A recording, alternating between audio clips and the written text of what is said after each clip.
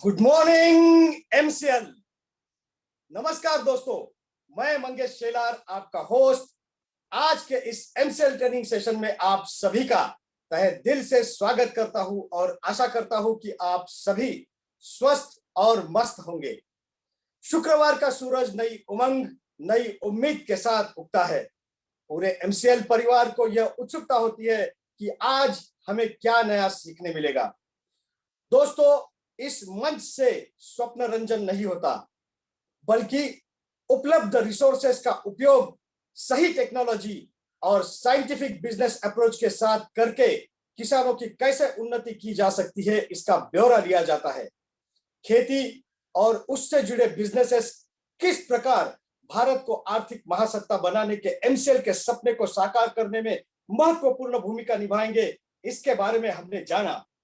Horticulture, फल फूल और सब्जियों का कितना बड़ा व्यापार हम कर सकते हैं, जिससे हमारे किसानों की आय बढ़ेगी, साथ ही हम पूरी दुनिया को cancer free nutritious farm products भी दे सकते हैं, इसके बारे में भी हमने जाना।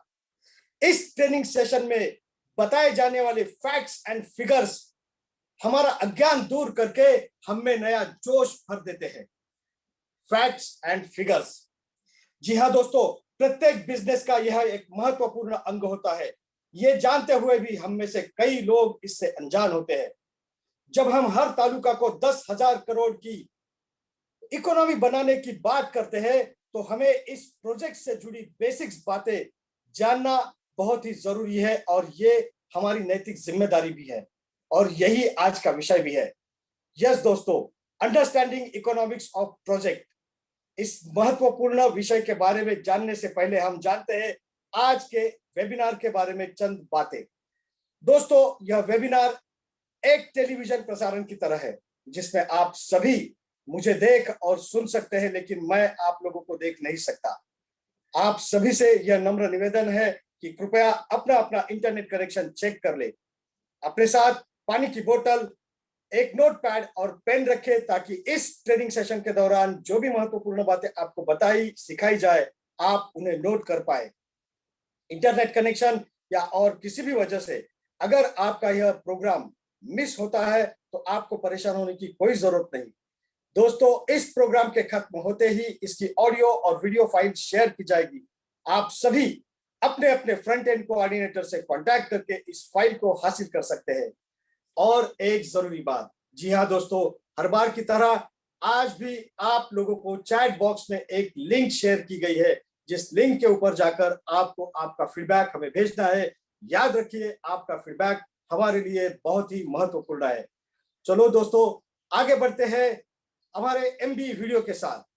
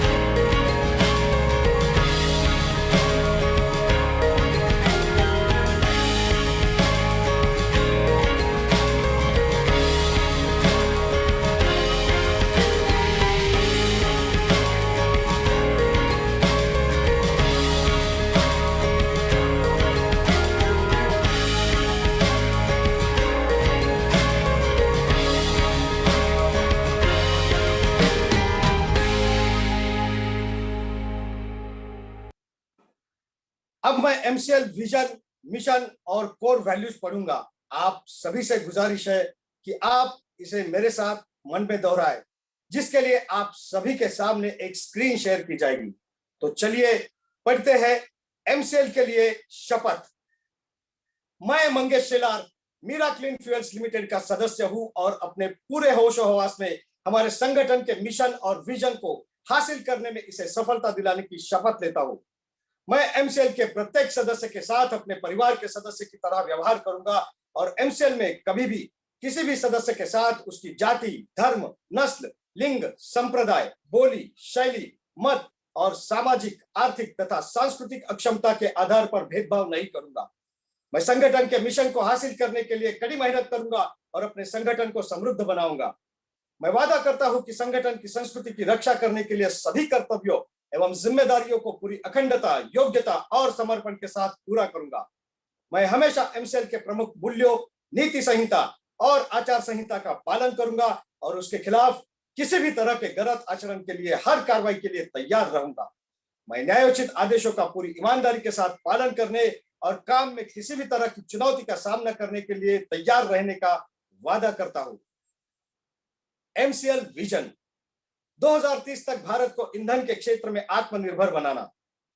लक्ष्य, एमसीएल एक ऐसी मूल्य श्रृंखला विकसित करने के लिए प्रतिबद्ध है जो ऊर्जा, पर्यावरण और आम लोगों को सशक्त बनाने के लिए समर्पित है।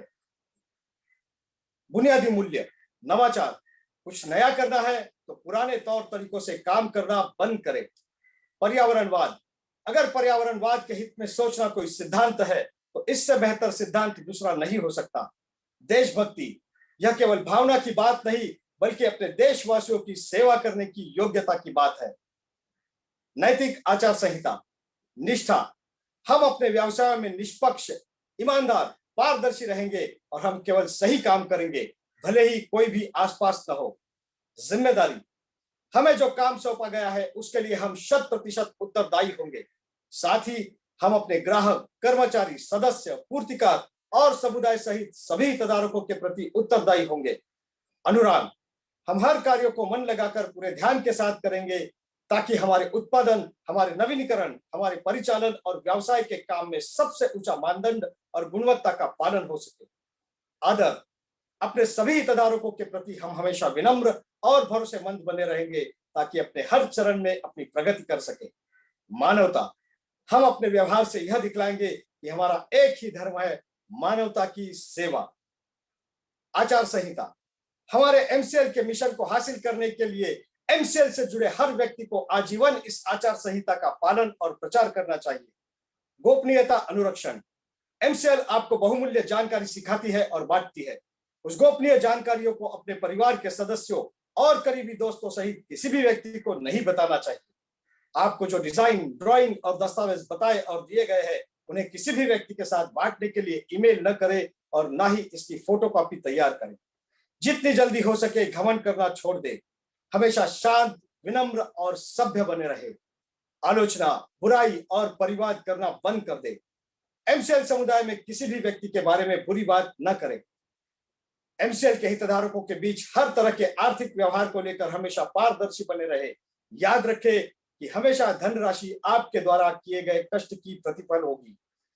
किसी भी प्रकार के प्रतिस्पर्धी कारोबार, एमएलएम, धर्म या राजनीति को बढ़ावा देने वाली बातों की हमारे समुदाय में बिल्कुल भी अनुमति नहीं है। समय निष्ठा सफलता की कुंजी है। एमसीएल समुदाय द्वारा बुलाई गई हर बैठक के लिए सभी को समय पर उपस्थित रहना चाहिए। ज्येष्ठ और वरिष्ठ जनों के लिए आज्ञाकारी रहे। समुदाय के साथी सदस्यों, कनिष्ठों और महिलाओं की सुरक्षा करें। आपके साथ हर व्यक्ति को सुरक्षित महसूस होना चाहिए। वास्तविक और निष्ठावान प्रशंसा करें। हमेशा अपने आसपास के लोगों को उनके सकारात्मक गुणों की अन्वेषणा के माध्यम से प्रेरित करें और उन गुणों के बारे में सार्वजनिक रूप से प्रचार करें। समुदाय के साथी सदस्यों पर नजर रखें। यदि आपको कोई सदस्य नियमों का उल्लंघन करता हुआ नजर आता है तो कृपया इसे लिखित रूप से प्रशासन की जानकारी में लाने से न हिचकिचाएं। उल्लंघन करने वालों को सख्ती से दंडित, निलंबित, निष्कासित किया जाएगा। तो चलिए दोस्तों, अब समय हो चुका है हमारे आज के सुविचार, आज के थॉट ऑफ द डे का। और आज का थॉट ऑफ द डे है, समय के पास इतना समय नहीं कि आपको दोबारा समय दे सके। जी हाँ दोस्तों, समय के पास इतना समय नहीं कि आपको दोबारा समय दे सके। यही वजह है कि एमसीएल मैनेजमेंट समय समय पर समय के व्यवस्थापन की सूचना आप सभी को देती है। कहते हैं कि सही समय पर किए हुए काम का फल अधिक मीठा, अधिक मधुर होता है। दोस्तों, इस बात को भली भांति जानने वाले, कम से कम समय में ज्यादातर तालुकाओं में प्रोजेक्ट शुरू करने वाले, प्रोजेक्ट सहस्त्रम का सपना हमें दिखाने वाले समय के पाबंद इस व्यक्ति को मैं आज इस मंच पर बुलाना चाहता हूं। तो चलिए आमंत्रित करते हैं सबको एक साथ जोड़कर रखने वाले अनुशासन प्रिय executive director of MCL miss Prachi Dhole. नमस्कार। एमसीएल परिवार में एक बार फिर से मैं सबका स्वागत करती हूँ और चलिए हम बढ़ते हैं आज के वेबिनार सेशन की ओर। तो आज के कुछ दिन पहले यानी मंगलवार को 22 मार्च को पूरे दुनिया में हमने वर्ल्ड वाटर डे यानी जागतिक जल दिवस ये मनाया। तो आज के दिन में इस जल के रिलेटेड यानी पानी के रिलेटेड ही कुछ इंटरेस्टिंग फैक्ट्स और उसकी स्टोरी सुनते हैं। पृथ्वी अगर जानी जाती है तो उसको ब्लू प्लैनेट कहा जाता है पूरे यूनिवर्स में, वो इसीलिए बिकॉज पृथ्वी पे पानी है। और अगर हम पृथ्वी पे जीव की उत्पत्ति यानी जीव कैसे तैयार हुआ था इसकी भी अगर कहानी देखते हैं तो वो पानी से ही शुरू हुआ है। समुद्र से जो सबसे पहला जीव पृथ्वी पे तैयार हुआ उसको अलगी यानी शिवाड़ बोलते हैं, जो समुद्र में तैयार हुआ। और धीरे धीरे उसके बाद में मछलियां जो कि सिर्फ पानी में रह सकती थी वो जीव, उसके बाद में एम्फीबियंस यानी ऐसे प्राणी की जो थोड़े पानी पे और थोड़े जमीन पे रह सकते हैं, उसके बाद में रेप्टाइल्स, मैमल्स, और धीरे धीरे हम इंसान इस धरती पे आए पानी के थ्रू, इसीलिए भी हम पानी को जीवन मानते हैं। उसके बाद में अगर देखते तो ह्यूमन बॉडी का एक इंटीग्रल पार्ट या अविभाज्य घटक जो है वो भी पानी है। हमारे बॉडी में लगभग 70% पानी है। उसी तरह से हम देखते हैं तो हमारे प्लैनेट अर्थ भी 70% वाटर से ही बना है। सिर्फ ह्यूमन बॉडी में भी नहीं, कौन सा भी आप जीव लोगे, वनस्पति लोगे तो उसमें परसेंटेज ऑफ पानी हमेशा रहते हैं। जैसे अगर हम हमारी प्रोजेक्ट्स की भी बात करें तो नेपियर ग्रास जो हमारा रॉ मटेरियल है उसमें भी पानी रहता है। वाटरमेलन या हर एक चीज जो हम कंसिडर करेंगे उसमें हमेशा पानी रहता है।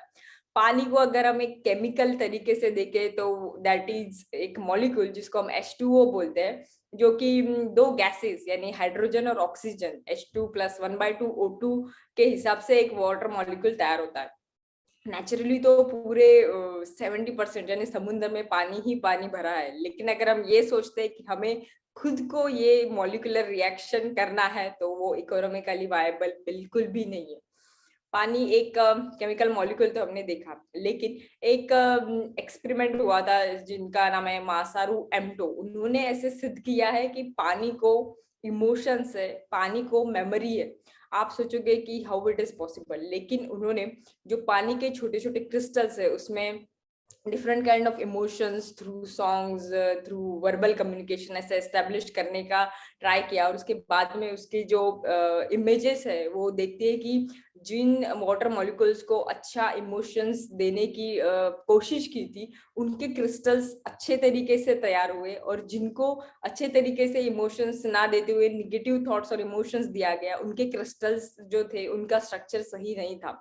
इसीलिए जब हमें पहले बोला जाता था या अभी भी हम कुछ फॉलो करते हैं, कुछ ऐसी पावन या रिलीजियस प्लेसेस है जहाँ का पानी जिसको हम तीर्थ बोलते हैं, या हर एक रिलीजन में एक सेक्रेड प्लेस होते हैं जहाँ का पानी बहुत ही ज्यादा ऐसा बोलते हैं कि जिससे हमारी पूरी बुराई या पूरी जो डिसीजेस है वो चली जाएगी। उसके पीछे रीजन जो हमारे भारत के पहले लोग जानते थे, लेकिन अभी जब वो वेस्टर्न कल्चर से एक साइंस के माध्यम में हमारे सामने आता है तब हमें पता चलता है कि how rich we were in terms of science also. लेकिन अभी इस पे आते हैं कि अगर समुद्र जो प्रकृति ने बनाया है और इतना पानी अवेलेबल है तो वाटर क्राइसिस आज पूरा दुनिया जो है वो क्यों फेस कर रहा है, और समुद्र को प्रकृति ने खारा ही क्यों बनाया। और उसको अगर खारा नहीं बनाते थे तो क्या आज वाटर क्राइसिस नहीं होता था? ऐसा नहीं है। उसका रीजन है पानी का बॉइलिंग पॉइंट। जब भी पानी में कुछ सॉल्ट होता है तो उसका बॉइलिंग पॉइंट यानी ऐसा पॉइंट जहाँ पे वो बाफ बन जाता है वो बढ़ जाता है। और अगर समुद्र में सॉल्ट नहीं होता था, वो सिर्फ पानी होता था, तो आज समुद्र भी नहीं बचता था, बिकॉज एटमॉस्फेरिक टेम्परेचर पे सभी पानी वेपर्स बन के कहीं ना कहीं डिस्ट्रीब्यूट हो जाता था। तो इसीलिए ने प्रकृति ने जो भी बनाया है वो हमसे आगे सोच के और हर तरीके से बनाया है। अभी अगर हम ये सोचते हैं कि लेकिन ग्लोबल वार्मिंग जो होता है उसकी वजह से बहुत ज्यादा भाप तैयार होती है, उससे बादल तैयार होते हैं, उससे पानी होता है, और कम टेम्परेचर पे जो बर्फ तैयार होनी रहती है वो नहीं होती, और जो बर्फ अभी है उसको भी वो पिघल के फिर से समुद्र में आ जाती है। और इस तरीके से वाटर क्राइसिस बहुत ही अनइवन प्रकार से बारिश होने की वजह से the whole world is facing. और वो अभी सिचुएशन इस लेवल पे है कि एक कंसेप्ट है जीरो डे। जीरो डे यानी पूरे दुनिया की कुछ कैपिटल सिटीज में ऐसे दिन आने वाले हैं जब उनको पानी बाहर अवेलेबल ही नहीं होगा, उनको जो अपने शॉपिंग मार्केट्स है वहां पे जाके पानी खरीदी करना पड़ेगा। अफ्रीका के केप टाउन में ये सिचुएशन आ चुकी है, और इसी के साथ में ऐसा दर्शाया गया है कि लंदन, देन बर्लिन और जापान, ऐसे कई मेट्रो सिटीज में ये सिचुएशन इन फ्यूचर आने वाली है। यही नहीं, अगर आपको याद होगा तो मैंने बताया कि दिसंबर 2020 में यूएस स्टॉक मार्केट में ऑयल और गोल्ड, जो स्टॉक मार्केट लोग करते हैं यानी फ्यूचर में इसकी बोली लगा के they can purchase in the future, वहां पे जाके पानी को प्लेस किया गया है। यानी यूएस में अभी स्टॉक मार्केट में पानी को इंक्लूड किया गया है, बिकॉज उनको पता है कि आगे चल के पानी का भी व्यवहार जो है वो स्टॉक से करना पड़ेगा। और भारत की सिचुएशन अगर देखते हैं तो भारत में पूरे दुनिया का 17% पॉपुलेशन के लिए सिर्फ 4% पानी अवेलेबल है। आज भी भारत में 96% लोग बहुत इससे जद मतलब मेहनत से पानी डेली के लिए उनके लिए अवेलेबल रहता है। और अभी ये सभी पानी का जो प्रॉब्लम है उसका सॉल्यूशन क्या है विस्तार रूप में मैं आपको नेक्स्ट टाइम तो जरूर बताऊंगी। लेकिन अगर बात करते हैं ग्लोबल वार्मिंग की और उसके लिए अगर कुछ प्रोजेक्ट्स चाहिए तो पूरे दुनिया में सॉल्यूशन है एमसीएल प्रोजेक्ट्स। एमसीएल प्रोजेक्ट से भी इम्पोर्टेंट है इसके इकोनॉमिक्स, और यही इकोनॉमिक्स को समझने के लिए अभी मैं यहाँ पे ऐसे इंसान को बुलाना चाहूंगी कि जिनकी खूबी है कोई भी कंसेप्चुअल प्रोजेक्ट्स को इकोनॉमिकली वायबल प्रोजेक्ट्स कैसे बनाना। और इसी के लिए अगर हम देखते हैं तो वो दिन रात सिर्फ नंबर से खेलते रहते हैं। उनको पता है कि how to play with numbers to make any project economically viable. और कुछ इसी तरह वो इसी नंबर्स के बिहाफ पे एमसीएल को सिर्फ भारत की नहीं तो पूरे दुनिया की नंबर 1 कंपनी बनाना चाहते हैं। ऐसे ही भावी दुनिया की नंबर 1 कंपनी के रचनाकार, सलाहकार और शिल्पकार डॉक्टर श्याम गुलाब सर को मैं बुलाना चाहूँ। Thank you madam. दोस्तों नमस्कार, मैं डॉक्टर श्याम गोलब फिर से एक बार आपका इस ट्रेनिंग सेशन में स्वागत करता हूं। मैं आशा करता हूं कि आप सभी लोग स्वस्थ हैं और आप अपने साथ अपने परिवार का यानी घर का परिवार और एमसीएल परिवार दोनों का ख्याल रख रहे हैं। मैं ये भी उम्मीद करता हूं कि आप सभी लोग 1 घंटा बहुत अच्छी एक्सरसाइज कर रहे हो, अपने हार्ट अपने लंग को मजबूत कर रहे हो और अपनी इम्यूनिटी को बढ़ा रहे हो। तो चलिए शुरुआत करते हैं आज के टॉपिक से। दोस्तों, कोई भी बिजनेस जब हम लोग करते हैं हम कहते हैं कि ये बिजनेस यानी होता है समस्या का समाधान। कोई भी अगर प्रॉब्लम है उसको हम अगर अब कोई वस्तु या सेवा से अगर सॉल्व करने की कोशिश करते हैं तो वो है बिजनेस। तो अगर आपके आजू बाजू भी अगर कोई समस्या प्रॉब्लम आपको दिखाई दे रही है तो ऐसा समझिए कि उस समस्या के पीछे छुपी है एक अपॉर्चुनिटी, छुपा है एक अवसर, एक मौका। लेकिन कितना भी अच्छा विजन आपका हो, कितना ही अच्छा मिशन आपका हो, कितना ही अच्छे आपका इंटेंशन हो, फिर भी आपका बिजनेस चलेगा कि नहीं, कितने दिन तक चलेगा, एक्चुअली आपका बिजनेस चल रहा है कि नहीं, ये सब दिखाई देता है कुछ इंडिकेटर्स के ऊपर। ऐसे कुछ इंडिकेटर्स है कि जो ये दिखाते हैं, ये दर्शाते हैं कि आप कितने सफल है आपके बिजनेस में। लेकिन एक पॉइंट है दोस्तों, एक पॉइंट है कि दुनिया भर के लोग अगर मोमेंट आप बोलेंगे कि मैं बिजनेस कर रहा हूं तो पूरे दुनिया के लोग सिर्फ एक बात पूछते हैं। सभी स्टेक होल्डर सिर्फ एक चीज के ऊपर ध्यान रखते हैं। वो एक चीज ऐसी होती है आपके बिजनेस की जो ये तय करती है कि आपका बिजनेस सफल है, असफल है, कितना आगे बढ़ने वाला है, क्या होने वाला है, इनफैक्ट आपका बिजनेस एग्जिस्ट हो रहा है कि नहीं। और उस एक चीज का नाम है प्रॉफिट। मुनाफा। अगर आप बिजनेस कर रहे हो तो प्रॉफिट होना कंपलसरी है। प्रॉफिट है जो दिखाता है कि आप बिजनेस में कितने सफल हो रहे हैं। पूरी दुनिया, सभी दुनिया के बिजनेस से सभी लोग ये जानने की ये कोशिश में रहते हैं कि कैसे वो अपनी इस कंपनी के प्रॉफिट को बढ़ाए। इनफैक्ट ये प्रॉफिट तो ऐसा समझे कि हमारा इस बिजनेस का रिपोर्ट कार्ड होता है। जैसे हम लोग स्कूल में थे, कॉलेज में थे, तो हम लोगों ने कितनी अच्छी पढ़ाई हासिल की, कितना अच्छा हमें वो पूरा ज्ञान अवगत हुआ, इसके लिए टाइम टू टाइम जो एग्जाम होती है उसका जो रिपोर्ट कार्ड होता है उसके उस पर समझ में आता है कि ये बच्चे को उसने कितनी अच्छी पढ़ाई की है। वैसे ही अगर बिजनेस का कोई रिपोर्ट कार्ड है तो वो है आपका प्रॉफिट। हम लोग सभी जो विजन मिशन सब लोग बाद में देखेंगे, पहले देखेंगे कि आपकी कंपनी कितनी प्रॉफिट कर रही है, कितने अच्छे मार्क्स आपने इस रिपोर्ट कार्ड में लाए हैं। और अगर हमें इस रिपोर्ट कार्ड में अच्छे मार्क्स करने हैं और जितना ज्यादा प्रॉफिट हम लोग करें उतना ही हमारे सभी जो बिजनेस के स्टेक होल्डर्स हैं, यानी अगर हम एमसीएल के तहत कुछ बिजनेस कर रहे हैं जिसमें सबसे इंपॉर्टेंट स्टेक होल्डर है हमारे किसान, हमारे गांव के लोग, अभी अगर हम लोग ज्यादा से ज्यादा प्रॉफिट करेंगे तो ये सभी जो स्टेक होल्डर्स है इनको एक अच्छा इनकम हम दे पाएंगे। और ये प्रॉफिट हम लोग कैसे बढ़ा सकते हैं, क्या चीजें होती है कि जिसकी वजह से ये प्रॉफिट बढ़ता है, ये समझने के लिए हमें ये समझना जरूरी है, वो है इकोनॉमिक्स।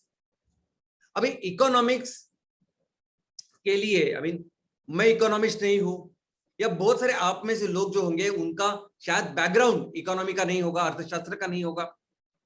यहां तक के इस अर्थशास्त्र में, इस इकोनॉमिक्स में जो एक्सपर्ट होते हैं वो हमारे बिजनेसेस का एक इंपॉर्टेंट टीम मेंबर होने वाले हैं, जिनको हम लोग कहते हैं chartered accountant, even company secretary, बाकी के अकाउंटेंट। अभी ये लोग उनके अर्थशास्त्र में एक्सपर्ट है और वो हमेशा आपके साथ भी रहने वाले हैं। लेकिन बहुत सारी ऐसी चीज है बिजनेसेस में, जो बिजनेसेस की जो मेन प्रमोटर है, जिनके ऊपर इस बिजनेसेस को ज्यादा से ज्यादा सफल बनाने की रिस्पॉन्सिबिलिटी है, उनको समझना जरूरी है। तो चलिए जानते हैं आज ऐसी कुछ चीजों के बारे में। सबसे पहले मैं आपको बता दूं इकोनॉमिक्स। दोस्तों इकोनॉमिक्स है ना अर्थशास्त्र, ये अर्थशास्त्र एक बहुत बड़ी, बहुत विस्तार है इस संकल्पना का। और अर्थशास्त्र किसको कहते हैं? तो अर्थशास्त्र यानी वो सेक्टर जिसमें इसकी पढ़ाई की जाती है कि आपके पास कौन कौन से रिसोर्सेस हैं, उस रिसोर्सेस को लेके, रिसोर्सेस यानी संसाधन हैं, उनके साथ किस तरह के वस्तु, किस तरह के सेवा हम लोग तैयार कर सकते हैं, और उन वस्तु, उन सेवाओं के साथ हम लोग कैसे समाज का, अपने देश का, ऑर्गेनाइजेशन का विकास कर सकते हैं। और बस इसी प्रक्रिया से लेके बाकी सभी चीज इर्द गिर्द, ये सभी अर्थशास्त्र का विषय है। लेकिन आज जो हम लोग देखने वाले हैं वो है बिजनेस इकोनॉमिक्स। अभी बिजनेस इकोनॉमिक्स यानी क्या? तो बिजनेस इकोनॉमिक्स यानी अप्लाइड इकोनॉमिक्स, वो अर्थशास्त्र जो हम लोग व्यवहार में उसका उपयोग करते हैं, वो उसकी ब्रांच। तो ये स्पेसिफिकली ये जो अर्थशास्त्र है वो अपना बिजनेस से रिलेटेड है। तो हमारा जो व्यवसाय है, बिजनेस है, इसके सभी अंगों का, यानी financial, organisational, market related, environmental, stakeholder, government, इन सभी चीजों का जो पढ़ाई जिसमें होती है वो शाखा है बिजनेस इकोनॉमिक्स। दोस्तों भारत में अभी ऐसे कहते हैं कि बहुत सारे लोग, हम सबको पता है कि बहुत सारे लोग हमारे यहाँ रास्ते पे बिजनेसेस करते हैं। बहुत सारे छोटे छोटे व्यावसायिक है, बिजनेसमैन है, जिनको हम लोग बोलते हैं ना कि हाथ के ऊपर पेट है, यानी आज सुबह जाएंगे, कुछ धंधा पानी करेंगे तो शाम को वो रोजी रोटी कर पाएंगे। तो ऐसे कितने लोग हैं? ऐसी कोई भी संस्था नहीं है कि जिन्होंने ये सर्वे किया है कि हमारे भारत में कितने ऐसे लोग हैं जो रास्ते के ऊपर धंधा करते हैं, बिजनेस करते हैं। लेकिन एक स्टडी के अनुसार कम से कम 1 करोड़ से ज्यादा लोग हैं जो छोटे छोटे व्यावसायिक है, जो ये बिजनेसेस करते हैं। अर्थशास्त्र के ये सभी नियम उनको भी लागू होते हैं। अर्थशास्त्र के नियम ये सभी जगह सेम होते हैं, चाहे वो कोई भी छोटा से छोटा धंधा आप कर रहे हो या कोई बहुत बड़ी कंपनी, ऑर्गेनाइजेशन चला रहे हो। तो चलिए पहले समझने के लिए देखते हैं कि एक छोटा सा बिजनेस, उसके अर्थशास्त्र के कौन से नियम है, जिसकी वजह से हम लोग इकोनॉमिक्स समझ पाए अपने बिजनेसेस। अभी जो बिजनेसेस हम लोग देखते हैं रास्ते के ऊपर, मैक्सिमम बिजनेस होते हैं खाने वाले। साउथ में जाएंगे तो इडली और उसका डोसे के होंगे, नॉर्थ में जाएंगे तो छोले भटूरे हो सकते हैं, बाकी के बहुत सारे हैं। लेकिन यहाँ जो मुंबई और महाराष्ट्र में ज्यादा फेमस है वो है वड़ा पाव। तो वड़ा पाव का थोड़ा सा सोचते हैं कि अगर वड़ा पाव का बिजनेस हम लोग कर रहे हैं तो शुरुआत कहां से करेंगे?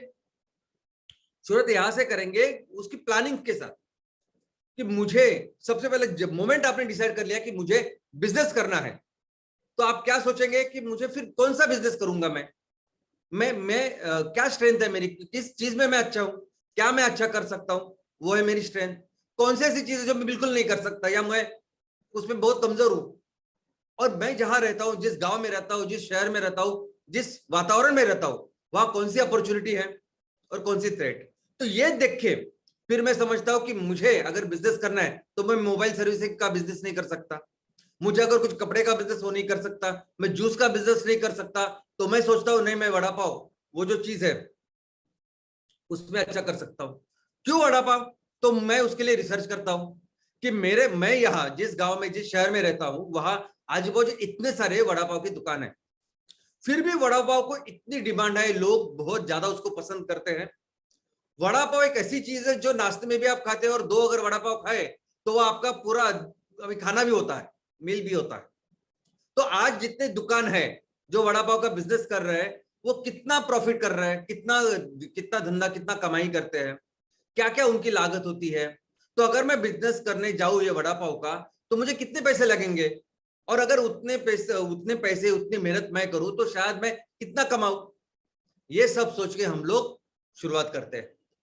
और लोकेशन, ये वड़ा पाव का बिजनेस मैं कहाँ डालूं?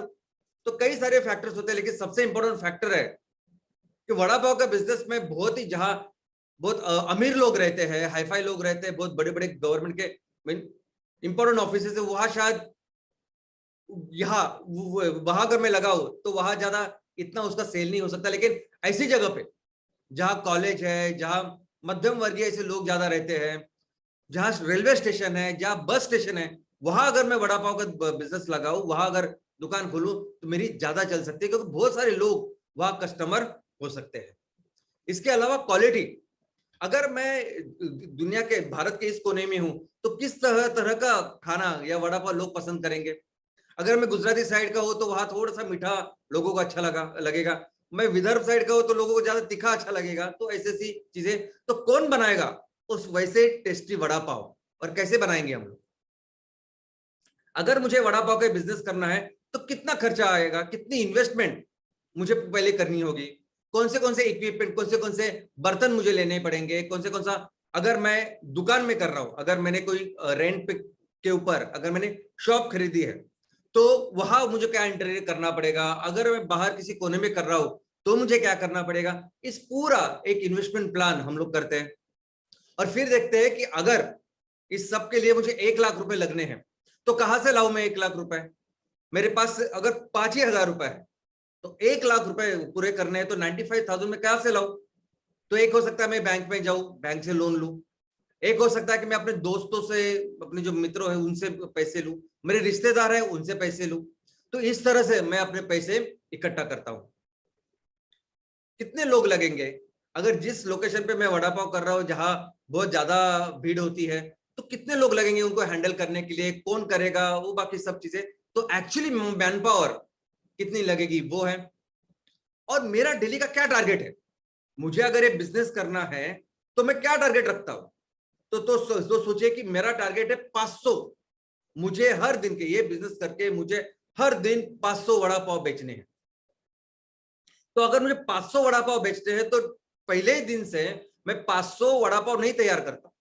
मुझे पता है कि 500 वड़ा पाव बेचने के लिए टाइम लगने वाला है, 3 महीने, 6 महीने, 1 साल लगने वाला है। तो पहले 2 दिन सब में से 20-25 वड़ा पाव ही तैयार करूंगा, और धीरे धीरे जैसे डिमांड, जैसे लोग इसको पसंद करेंगे, उस हिसाब से मैं अपनी डेली की जो कैपेसिटी है प्रोडक्शन वो बढ़ाऊंगा। क्या रॉ मटेरियल लगेंगे मुझे, कहां से लाऊंगा, कौन सी मार्केट है। अगर मैं एक जगह वड़ा पाव तैयार कर रहा हूं तो बाजू की जो मार्केट से मुझे सस्ता मिल रहा है, या थोड़ी सी दूर से अगर मैं मंगाऊं तो उस मंडी से मुझे ये और सस्ता मिलेगा, कैसे मैं उसमें पैसे बचा सकता हूं। और एक्चुअल सेल्स, ये सब पूरा करने के बाद धंधा, बिजनेस कितना कर रहा हूं मैं बिजनेस, वो किसके ऊपर डिपेंड है कि एक्चुअली मैं कितने वड़ा पाव दिन के बेच रहा हूं, वो है मेरा रेवेन्यू। लेकिन एक बार मैंने ये रेवेन्यू किया, आई मीन इतना सब मेहनत करने के बाद, वड़ा पाव बेचने के बाद इतने मैंने पैसे कमाए, रेवेन्यू हुआ, तो उसके साथ खर्चे भी तो है। कौन कौन से खर्चे हैं?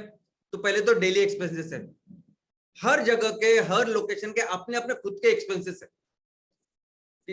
दिन के खर्चे हैं, वो हर लोकेशन के लिए, हर बिजनेसेस के लिए अलग अलग हो सकते हैं।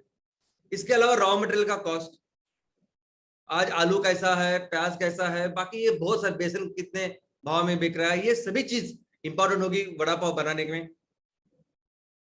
डेली ऑपरेशन इसको जो लगेंगे, तेल बिल ये सब।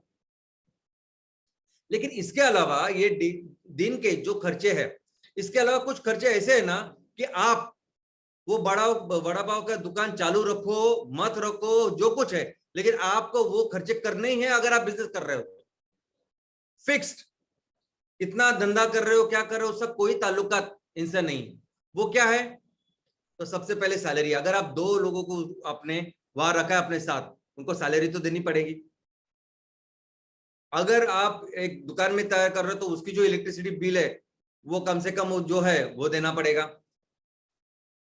बैंक से अगर आपने कर्जा लिया है तो बैंक का जो ईएमआई वो आपको चुकाना पड़ेगा। और जैसा मैं हमेशा कहता हूं कि कोरोना हो या कुछ भी हो, बैंक तो ईएमआई उसका जो मीटर है वो चालू रहता है। गवर्नमेंट के टैक्सेस, यानी म्युनिसिपैलिटी के टैक्स है, या आप ग्राम पंचायत में तो ग्राम पंचायत का जो टैक्स है वो उनको देना पड़ता है। और ये सब करने के बाद, यानी जितना आपने धंधा किया उससे अपने ये सब पूरा जो खर्चे अगर निकाले तो वो जो बचता है वो है प्रॉफिट। तो अगर 1 लाख रुपए आपने डाले थे तो 1 लाख रुपए डाल के आज मैं महीने का इतना सारा रुपया प्रॉफिट करके कमा रहा हूं।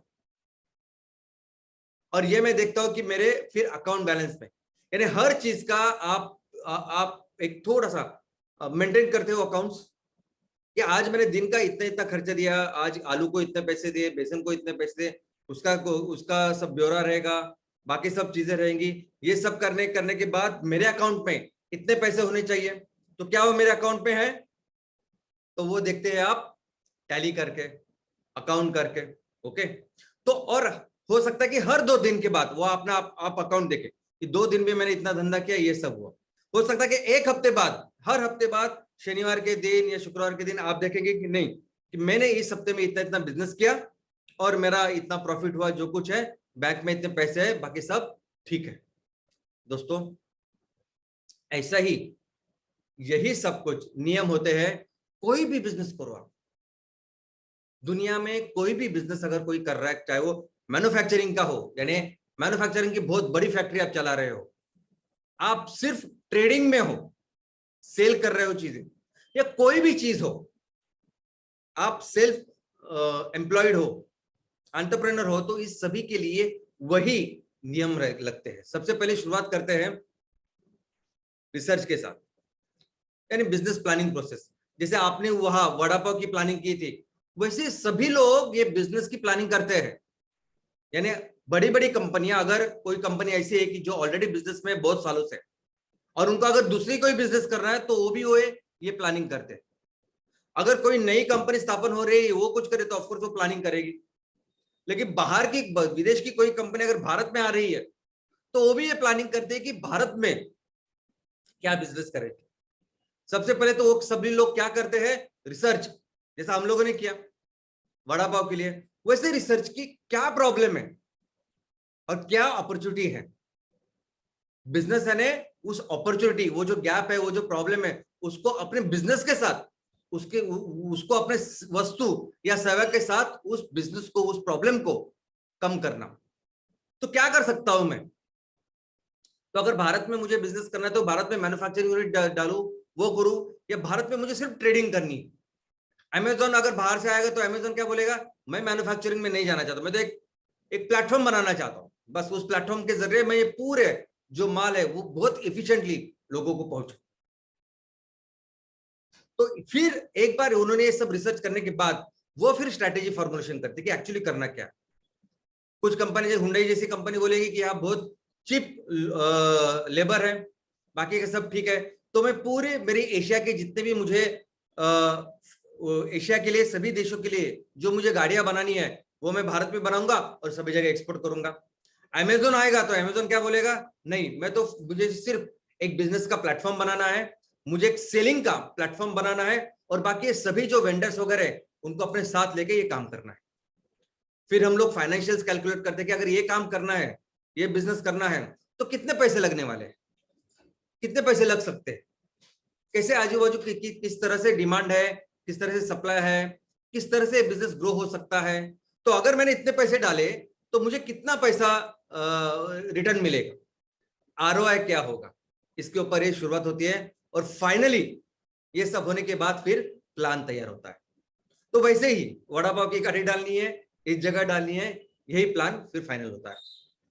तो इसी के अभी आज जो चीज हमें सीखनी है ना, तो आज हमें सीखनी है इकोनॉमिक्स। देखो कोई भी हो, अगर आप वड़ा पाव का भी बिजनेस कर रहे हो या कोई भी बड़ी कंपनी आके आप भारत में कर रही है, कोई भी कॉर्पोरेट, उनका अल्टीमेट क्या एम होता है, रिपोर्ट कार्ड। अल्टीमेट क्या एम होता है, आरओआई। अल्टीमेट एम होता है प्रॉफिट। तो उस प्रॉफिट को ज्यादा से ज्यादा बनाने के लिए ये इकोनॉमिक्स समझना जरूरी है। सबसे पहले समझना जरूरी है इन्वेस्टमेंट। इन्वेस्टमेंट और प्रोजेक्ट फाइनेंस ये दोनों अलग अलग चीजें। इन्वेस्टमेंट यानी क्या कि अगर आप अपना पैसा इस ऐसे जगह पे यूज कर रहे हो कि उससे पैसा बढ़े, यानी अपना पैसा आप पैसे को बढ़ाने के लिए इस्तेमाल कर रहे हैं, तो वो है इन्वेस्टमेंट। आप अगर बैंक में फिक्स डिपॉजिट में पैसा डाल रहे हो बढ़ने के लिए, वो भी है इन्वेस्टमेंट। म्यूचुअल फंड में पैसा डाल रहे हो, वो भी है इन्वेस्टमेंट। या उस पैसे से अगर आप जमीन खरीदी कर रहे हो और आपको लगता है कि उस जमीन का जो कुछ प्राइस है वो भविष्य में बढ़ने वाला है, तो भी है इन्वेस्टमेंट। और ऑफ कोर्स अगर ये पैसा आप बिजनेस में डाल रहे हैं तो वो भी है इन्वेस्टमेंट। लेकिन जो चीज आज हमको समझनी वो है प्रोजेक्ट फाइनेंस। हमारे इस बिजनेस को जो पैसे लगते हैं उसे कहते हैं हम लोग प्रोजेक्ट फाइनेंस। और इस प्रोजेक्ट फाइनेंस को करने के लिए ग्रॉसली दो तरीके। आपने डिसाइड किया कि कौन सा बिजनेस करना है और उसके लिए पैसे कहां से आएंगे, तो दो ही तरीके ग्रॉसली। एक तो है कर्जा, जो हमारे देश में, हमारे भारत में बहुत मशहूर है। बहुत सारे लोग पहले तो ये सोचते हैं कि मैं कर्जा कहां से उठाऊं, कौन मुझे कर्जा देगा, बस। और कर्जा कैसे देती है बैंक या कोई भी? कर्जा जब देती है तब ये नहीं देखते कि आपके क्या बिजनेस प्लान है, क्या करने वाले हैं, क्या योग्यता है आपकी। कर्जा ये देख के देखते हैं कि आप में आपके पास क्या गिरवी रखने के लिए है।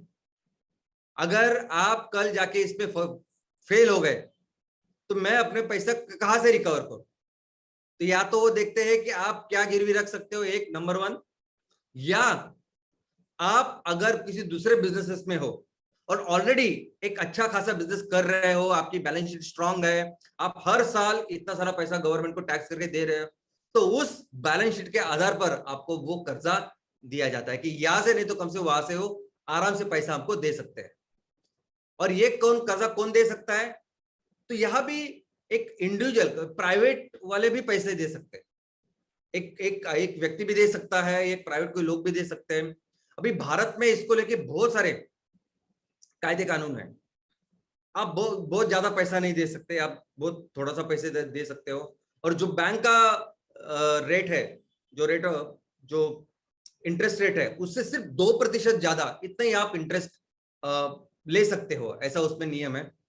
लेकिन मैक्सिमम जो कर्जा सभी जगह देते हैं वो है एक तो बैंक, नहीं तो कोई संस्था, नहीं तो एनबीएफसी।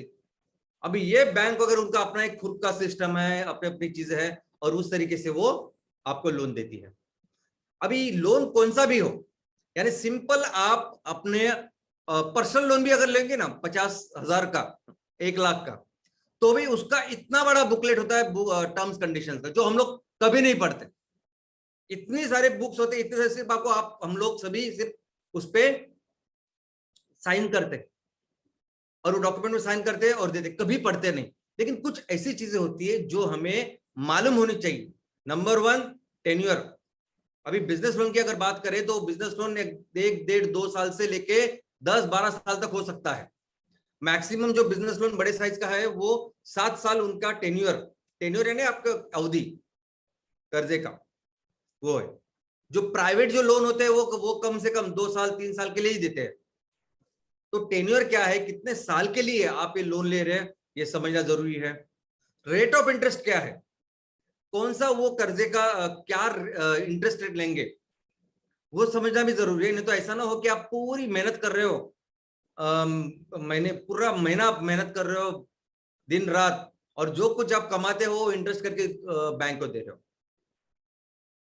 मोरेटोरियम पीरियड दोस्तों एक ऐसा पीरियड होता है कि जिसमें बैंक और ये लोग सब समझते हैं कि आपको आज मैंने पैसे दिए तो आपको वो बिजनेस तैयार करने के लिए, वो खड़ा करने के लिए, वो चालू करने के लिए कुछ समय लग सकता है, और वो समय 3-4 से 6 महीने से लेकर 2 साल तक हो सकता है।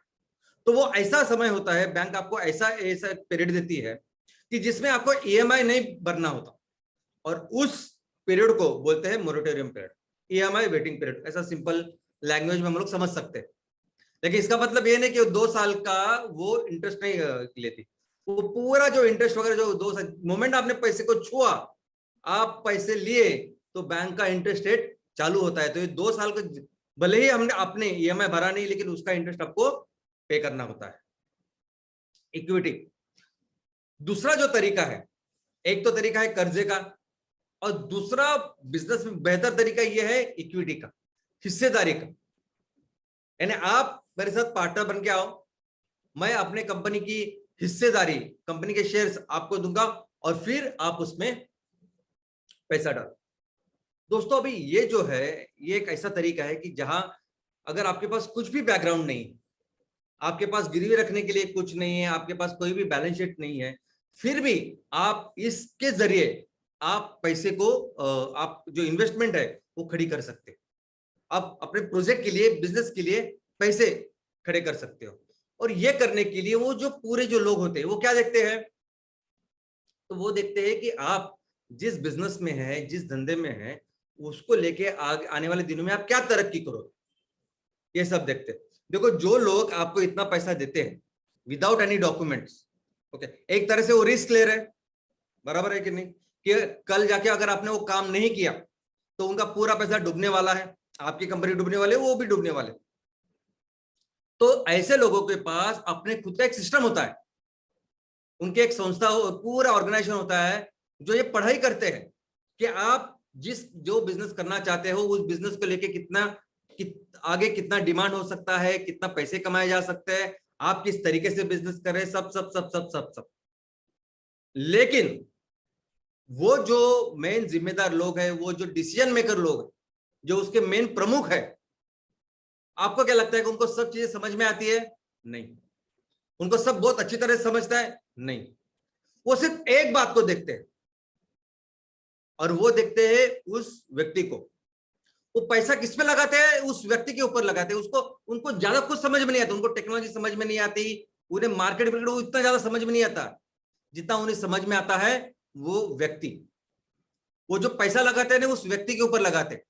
वो 10 मिनट में ये गेस करते हुए समझता है उनको कि क्या करेगा ये व्यक्ति मेरे पैसों के साथ, क्या मेरे पैसे लेके वो उसको उड़ाएगा, या क्या मेरे पैसे लेके वो अपने सपने साकार करेगा।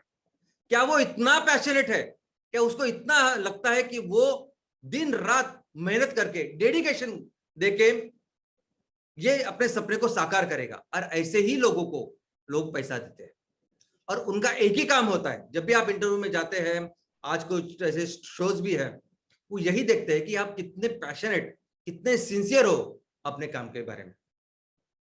और ऐसे देने वाले लोग कौन कौन रहते हैं?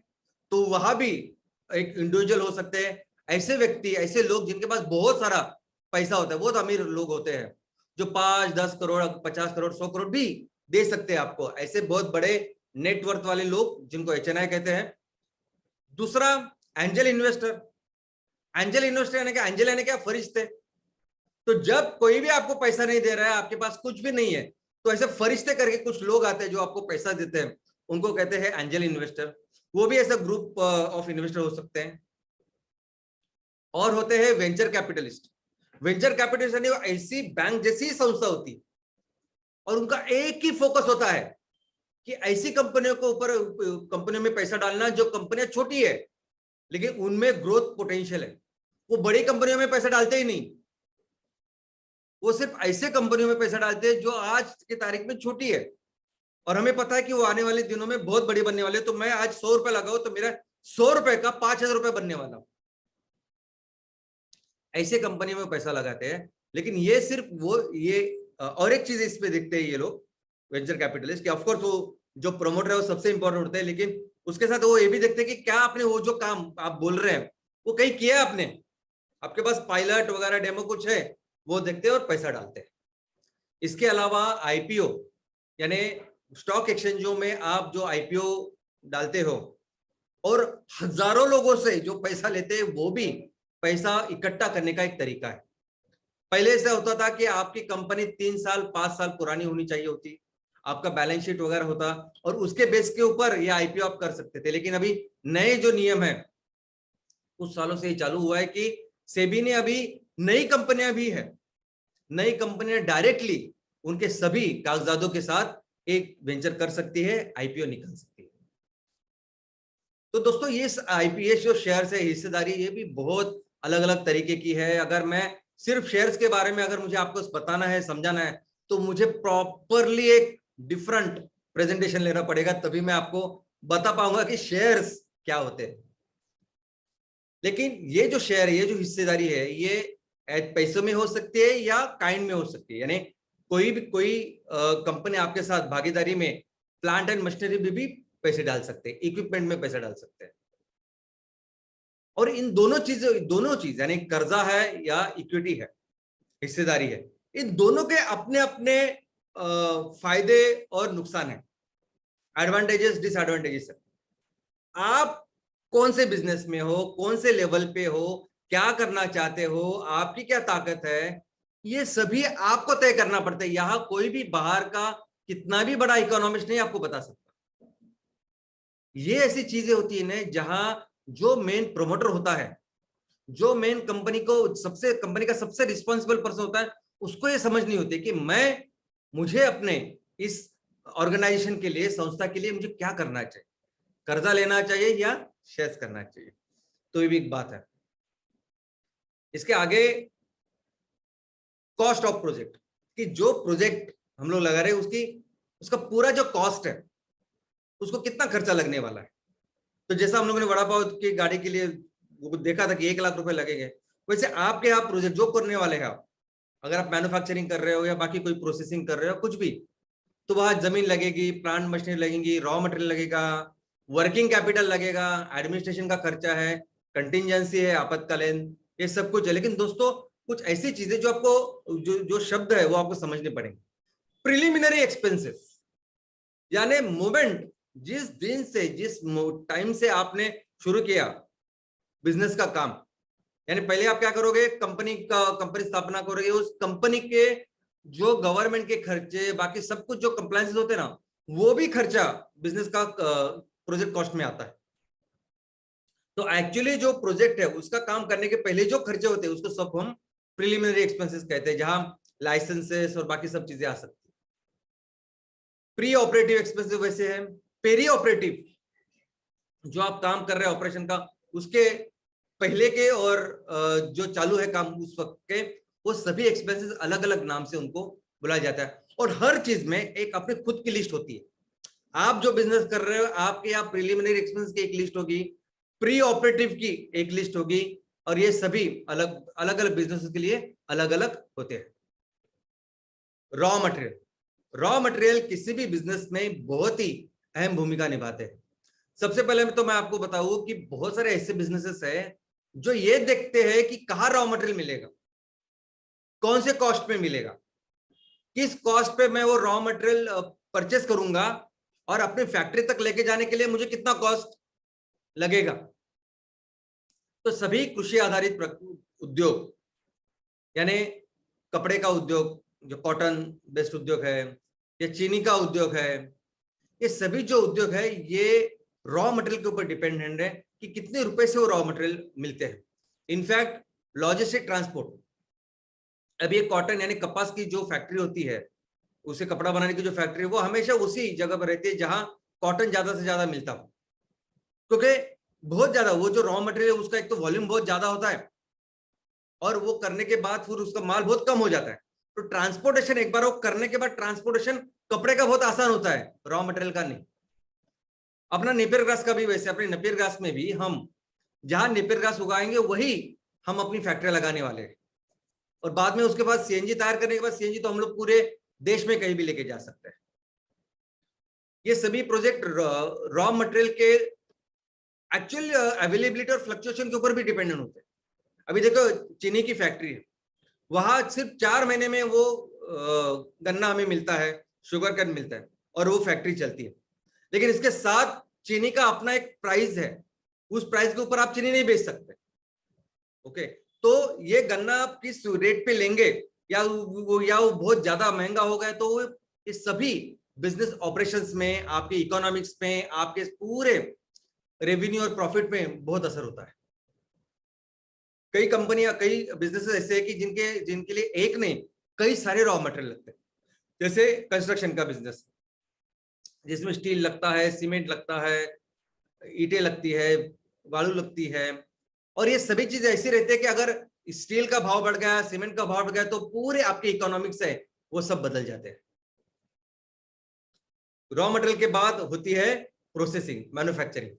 दोस्तों प्रोसेसिंग में भी सबसे इंपॉर्टेंट जरूरी है इलेक्ट्रिसिटी। आई मीन कुछ चीजें, कुछ कंपनियां तो ऐसी कि जिनको बहुत बड़ी मात्रा में इलेक्ट्रिसिटी लगती है, तो वो सभी बिजनेसेस, उद्योग वहां रहते हैं जहां उनको पर्याप्त बिजली मिलती है। जैसे आयरन एंड स्टील की जो बड़ी बड़ी कंपनियां हैं उनको बहुत बड़े लेवल पे इस इलेक्ट्रिसिटी लगती है। इसके अलावा पानी, कुछ ऐसी कंपनियां को जिनको बहुत बड़ी मात्रा में पानी लगता है, जैसे फर्टिलाइजर इंडस्ट्री को बहुत ज्यादा पानी लगता है, इसलिए वो वही रहते हैं जहां ये पानी का पर्याप्त सप्लाई हो।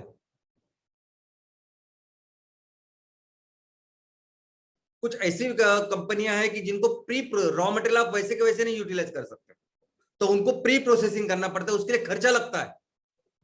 ओके, और वो एक कॉस्ट होता है पूरी इकोनॉमिक्स में और उसके बाद ही वो यूटिलाइज कर सकते हैं।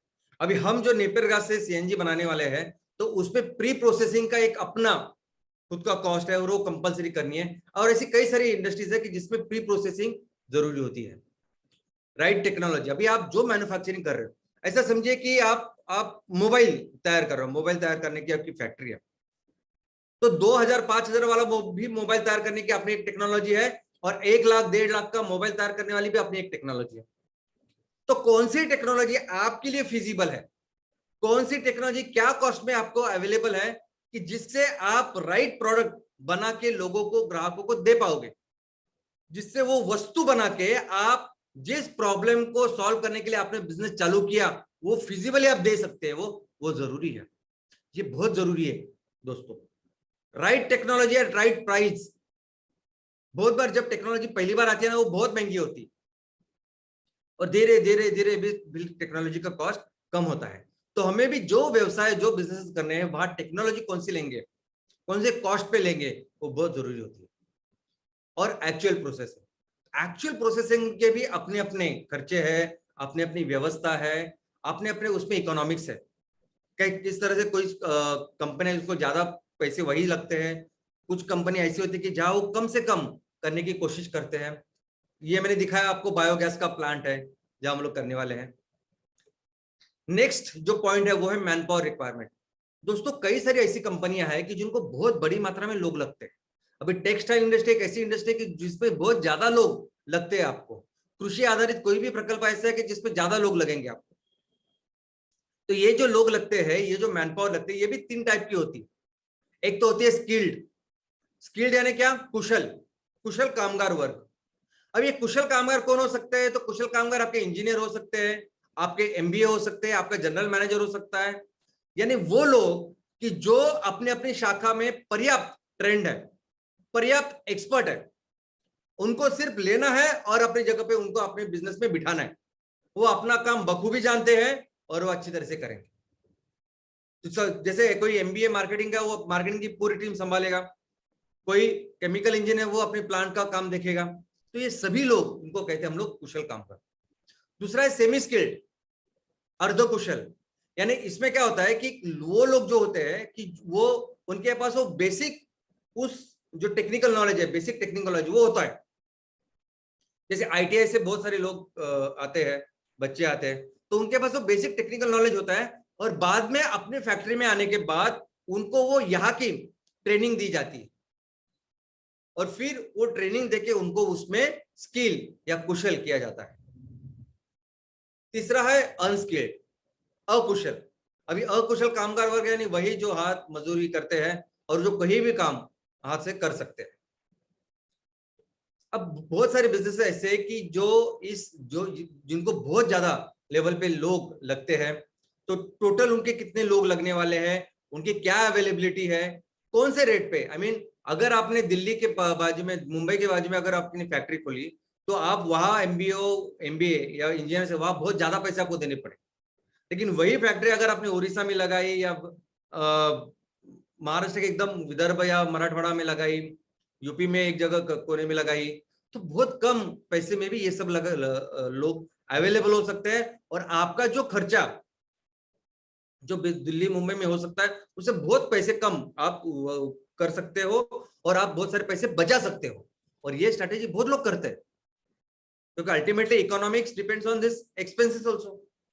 तो ऐसी जगह जहां हम लोग कब सस्ता, जैसे मैंने हुंडई का आपको एग्जांपल दिया, हुंडई क्यों आया भारत और क्यों वो कर रहे हैं, क्यों बहुत सारी कंपनियां चाइना जाके वो अपना मैन्युफैक्चरिंग का काम करती है, क्योंकि वहां बहुत कम पैसे में लोग अवेलेबल है।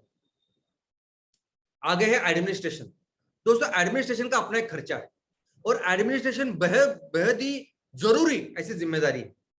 यानी आप जब अगर आपको बायोफ्यूल स्टेट का प्रोजेक्ट चलाना है या कोई भी बिजनेस आप कर रहे हो, उसके अलग अलग डिपार्टमेंट है, रॉ मटेरियल का डिपार्टमेंट, प्रोसेसिंग का, बेचने का, इसका सबका, सभी लोगों को एक अच्छी तरीके से अगर आप उनका एडमिनिस्ट्रेशन करते हो, प्रशासन करते हो, तभी जाके तो पूरा ऑर्गेनाइजेशन अच्छा काम करेगा। ये बहुत ही जिम्मेदारी का काम होता है और आजकल इसमें भी अच्छे लोगों को नियुक्त करने से लेके उनका अच्छा व्यवस्थापन करना, ये इसको बहुत इंपॉर्टेंस दिया गया है हर बिजनेसेस में और उसके अपने अपने खर्चे हैं और वो भी खर्चे अपने एक्सपेंसेस में ऐड होते हैं। प्रोडक्ट्स, दोस्तों प्रोडक्ट्स, अब ये पूरा करने के बाद कौन से प्रोडक्ट्स तैयार करोगे आप, किसके लिए अपनी फैक्ट्री खोलिए, तो वो प्रोडक्ट्स और उनकी आउटपुट कैपेसिटी ये भी इंपॉर्टेंट है। ये जो प्रोडक्ट्स है उसका क्या स्टैंडर्ड है मार्केट में, अगर हमें मार्केट में बेचना है, भारत में अपने लोकली बेचना है, एक्सपोर्ट करना है, तो उसके क्या क्या स्टैंडर्ड होंगे, क्या क्या उसकी स्पेसिफिकेशन होंगे और कौन ऑथराइज करेगा कि आपके प्रोडक्ट सही है कि नहीं, वो भी देखना जरूरी है और इसके भी अपने खर्चे हैं। राइट पैकेजिंग, कुछ कंपनियां ऐसी है कि पैकेजिंग के ऊपर बहुत सारा खर्चा करती है, आपको लगेगा पूरे एक्सपेंसेस ये इकोनॉमिक्स में इतना पैकेजिंग में क्यों खर्चा करने का। जैसे अगर आपने एप्पल का कोई भी प्रोडक्ट लिया तो उनकी पैकेजिंग बेहद ही सुंदर होती है, लेकिन वो ये जानते हैं कि अगर हमने अच्छी पैकेजिंग दी तो बहुत ज्यादा अपील करती है वो कस्टमर्स को और एक अच्छा इनकम हम लोग ले सकते हैं। डिस्ट्रीब्यूशन लॉजिस्टिक, अभी देखिए ये आपको समझना बहुत ही जरूरी है। अगर एमसीएल में हम अपने गांव में, अपने शहरों में, अपने तहसील की बात करें तो भी वहां ग्रामीण क्षेत्र भी है, शहरी भी, वहां हर जगह अभी कल जाके आपको पता नहीं इतनी रेंज ऑफ प्रोडक्ट्स हम लोग बेचने वाले हैं। किस तरीके से लॉजिस्टिक ट्रांसपोर्टेशन अरेंजमेंट करेंगे, कैसे कम से कम खर्चे में मैं अपना माल ग्राहकों को दूंगा, ये बहुत इंपॉर्टेंट है। इतना इंपॉर्टेंट है कि आप अपनी कंपनी को बहुत बड़ा बना सकते हो और इसका जबरदस्त एग्जांपल है डीमार्ट। ये जो रिटेल है डीमार्ट, ये जो शॉपिंग मॉल है, डीमार्ट की जब शुरुआत हुई थी ना, तो उसके 2-4 भी नहीं थे, तब हजारों में बिग बाजार के मॉल थे, हजारों में रिलायंस मॉल थे और डीमार्ट ने अपनी छोटी शुरुआत की, लेकिन डीमार्ट ने हर जगह पे पैसा बचाया। कहा मैं डीमार्ट खोलूंगा तो मैं ऐसी जगह पे खोलूंगा ही नहीं जहां जमीन बहुत ही महंगी हो, सस्ती जमीन पे खोलूंगा। मैं कहा लूंगा, मैं ऐसे जगह पे लूंगा कि जहां मुझे ये सब चीजें है ना बहुत सस्ती, कम से कम ट्रांसपोर्टेशन में मुझे मिले। तो गेहूं उसने भी भेजा, जो बिग बाजार बेच रहा था वो सेम माल, सेम गेहूं, सेम चावल, सेम सब कुछ डीमार्ट भी बेचा। डीमार्ट ने क्या देखा कि किस तरह से मैं हर जगह 1-1 रुपया बचा सकता हूँ, और अगर मैंने 1 रुपया यहाँ बचाया तो मैं 50 पैसे ग्राहक को सहूलियत दे सकता हूँ। और सिर्फ एक चीज के ऊपर, एक पॉइंट के ऊपर डीमार्ट आज डीमार्ट बना, इतनी बड़ी कंपनी बनी। दोस्तों ये अपने बिजनेसेस में, आप भी जो बिजनेस कर रहे हो उसमें बहुत अहम और जरूरी है। Retail outlets and marketing. Amazon देखिए कि उन्होंने मार्केटिंग के कैसे अपना एक तरीका बनाया। रिटेल आउटलेट की जरूरत है क्या? नहीं है, ऑनलाइन है। कितना स्ट्रांगली ऑनलाइन उन्होंने किया, इतना स्ट्रांगली कि आज आप जो चीज यानी अमेजॉन यानी 50 रुपए की भी चीज जो आप बाजू के अपने किराना स्टोर से मंगाते थे, 50 रुपए की, 100 रुपए की, वो भी आज आप अमेजॉन से मंगा रहे हो। और मैं रिटेल आउटलेट की एक अच्छा एग्जांपल देना चाहता हूं, वो है डेकाथलॉन। डेकाथलॉन की एक फ्रांस की कंपनी है जो पूरी दुनिया की, ये जो स्पोर्ट्स रहते हैं ना, स्पोर्ट्स के लिए जो भी इक्विपमेंट्स, जो भी क्लोथ्स होते हैं, ये पूरे स्पोर्ट्स खेल कूद के सभी साहित्य वहां मिलते हैं। दुनिया की वो सबसे बड़ी कंपनी जो इस खेल कूद के लिए सब कुछ बेचती है। उनके दुकान कहाँ रहते हैं, उनके मॉल कहाँ रहते हैं, तो आपके शहर के बहुत दूर बाहर बहुत बड़ी जमीन लेते हो, और वहां वो बहुत बड़ा वो उनका शॉप वो लगाते हैं, आई मीन वो मॉल लगाते हैं। और मॉल भी देखोगे ना आप, तो मॉल में बहुत ऐसा दिखने के लिए बहुत सुंदर है मॉल, तो वैसे नहीं होता, बहुत सुंदर डेकाथलॉन मॉल नहीं होता है। लेकिन इतनी जगह होती है, जो चीजें आपको चाहिए ना वो बराबर उन्होंने की है। साइकिल इतनी सारी रखी है, आप कोई भी साइकिल ले सकते हो, पहले चला सकते हो। कोई भी क्रिकेट की बैट है तो उसको आप खेल सकते हो उधर, वो अरेंजमेंट उन्होंने ज्यादा किया है। वो लोग, उनको मालूम है कि लोगों को क्या चाहिए, दिखने में नहीं चाहिए, यूटिलिटी में चाहिए। वो जहां जहां डेकाथलॉन है वहां लोग चले जाते हैं अपने शहरों से बाहर। ये भी बहुत इंपॉर्टेंट चीजें होती है, डिसीजंस होते हैं, जिसके ऊपर आपके कंपनी का प्रॉफिट, आपका रिपोर्ट कार्ड डिपेंड होता है, और ये समझना जरूरी होता है। नेक्स्ट है मार्केटिंग एंड प्रमोशन। दोस्तों मार्केटिंग तो सबसे इंपॉर्टेंट है ना, क्योंकि जो वस्तु, जो सेवा आपने बनाई है, जिनके लिए बनाई है, उनको समझना तो चाहिए आपके पास वो वर्ल्ड क्लास सेवा है, वर्ल्ड क्लास प्रोडक्ट है, और वो जब मैक्सिमम बेचेंगे तभी जाके ज्यादा से ज्यादा प्रॉफिट कर पाएंगे आप। तो किस तरह का मार्केटिंग कर रहे हो बहुत इंपॉर्टेंट है। अगर आप दुनिया का सबसे बेस्ट ऐसा सोल्यूशन तैयार कर रहे हो तो उसी तरीके से हमको करना पड़ेगा। अगर हम लोग जो सीएनजी तैयार कर रहे हैं, तो वो हमारा सीएनजी जो किसान तैयार कर रहे हैं, जो कार्बन निगेटिव है, ये सीएनजी और बाकी दुनिया का कोई भी सीएनजी का कोई मुकाबला ही नहीं है। बाद में बेचना भी है ना तो ऐसे ही बेचना पड़ेगा हमें, यानी कोई भी कंपैरिजन ही नहीं कर सकता। इतने प्रॉब्लम सॉल्व कर रहा है हमारा सीएनजी। आने वाले दिनों में हम लोग वैसे उसको बेचेंगे। अगर हमारे पास सोना है तो हम लोग उसको रास्ते पे खड़े होके हम लोग सोना नहीं बेच सकते। सोने के लिए हम लोग वैसे ही, और सोना हम लोग लेके घर घर भी नहीं जा सकते कि सोना लो सोना लो, तो उसको प्रॉपरली वैसे शोरूम वैसे करना पड़ेगा ना। उसी तरीके से हम लोग उसको बेचेंगे। कुछ तो कंपनी ऐसे कि जो पूरा अपना जो पूरा टैलेंट सब कुछ है ना, वो मार्केटिंग के ऊपर ही लगाते, ऐसे ऐसे प्रोडक्ट बेचते हैं जिन प्रोडक्ट की लोगों को जरूरत ही नहीं होती, लेकिन फिर भी ऐसे प्रोडक्ट बेच के करोड़ों बहुत बड़ी बड़ी कंपनियां बनती है। ऐसी कौन सी कंपनी है? वो कोल्ड ड्रिंक्स की कंपनी, ये पेप्सी, कोको कोला, ये सब कुछ क्या जरूरत है, लेकिन पूरा खर्चा, पूरा उनका इकोनॉमिक्स निर्भर है मार्केटिंग के ऊपर। नेक्स्ट है पोजिशनिंग ऑफ प्रोडक्ट। दोस्तों आपका जो प्रोडक्ट है उसकी कैसे पोजिशनिंग करते बहुत जरूरी है।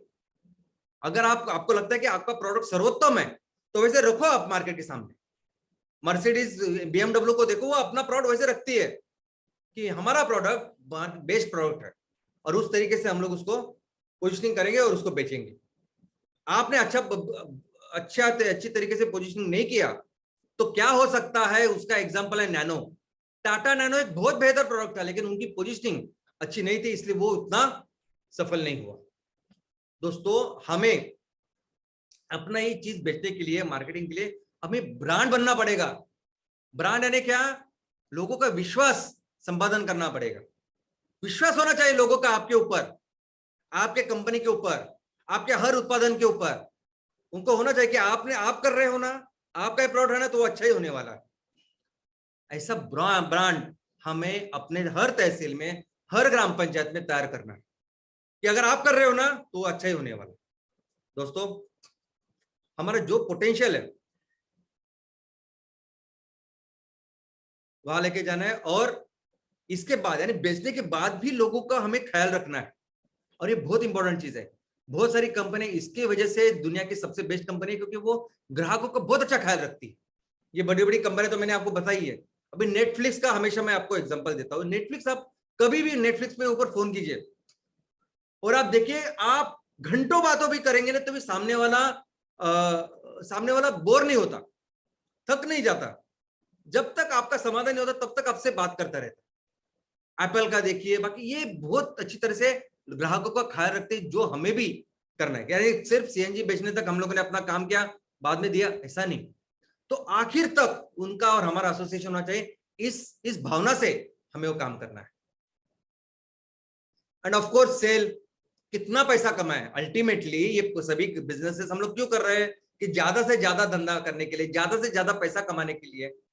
तो हमें हमेशा बेचना ऐसे है ना कि आपका प्रोडक्ट का डिमांड हमेशा ज्यादा रहे। भले ही आपके जैसे 10 कंपनियां हैं मार्केट में, वो सेम आपके जैसा प्रोडक्ट बेच रही है, लेकिन आपका जब प्रोडक्ट है ना, उसके लिए पूरे लोग आपके प्रोडक्ट के पीछे चाहिए। ऐसी डिमांड क्रिएट करनी पड़ेगी। दोस्तों, आपके तहसील में जितना भी पोटेंशियल है, वो पोटेंशियल आप मीट करिए। देखिए, अगर इतने लोग हैं, इतने घर है, इतने घरों में सिलेंडर है, तो सभी मैक्सिमम सिलेंडर हमारे जाएंगे, ऐसा सोचिए। और टोटल सेल्स, ये जितना आप माल बेचोगे मार्केट में, उतना जो पूरे पैसे आते हैं उससे ही हम लोग कहते हैं रेवेन्यू या टर्नओवर। और ऑफ कोर्स ये जो टर्नओवर होता है, इसको बढ़ने के लिए थोड़ा सा टाइम लगता है। आज जिस कैपेसिटी के ऊपर हम लोग प्रोजेक्ट करेंगे शुरुआत, और अल्टीमेटली हमें जहां जाना है अपने तहसील की पूरी कैपेसिटी के साथ, उसको धीरे धीरे धीरे ये सब बढ़ाना होगा। एक कर रहे थे टोटल एक्सपेंसेस। तो अगर हमने अपने तहसील का पूरा पोटेंशियल के अनुसार बिजनेस किया, धंधा किया, रेवेन्यू तैयार किया, ठीक है, प्रॉफिट के लिए हमें यह भी देखना पड़ेगा कि खर्चा कितना हो रहा है। तो कहाँ खर्चा होता है? तो पहले तो रॉ मटेरियल के लिए लेने के लिए कितना एक्सपेंस है, उसका लॉजिस्टिक, ट्रांसपोर्टेशन, प्री प्रोसेसिंग, ये सब कुछ करके वो रॉ मटेरियल कितने रुपए में अपने पास आ रहा है वो जरूरी है। पूरी वो रॉ मटेरियल के साथ जो बाद में अल्टीमेटली उसको जो सीएनजी बनाना है या जो भी है, उसका पूरे प्रोसेसिंग का क्या कॉस्ट है, उसमें क्या कैटलिस्ट लगने वाली है, उसकी क्या कॉस्ट है, और क्या चीजें हैं।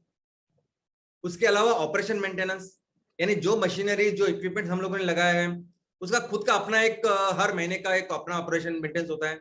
हर महीने में एक दो दिन ऐसे रहेंगे कि जो आपको पूरा प्लांट बंद करके उसके वो मेंटेनेंस करना पड़ेगा, उसकी क्या कॉस्ट है।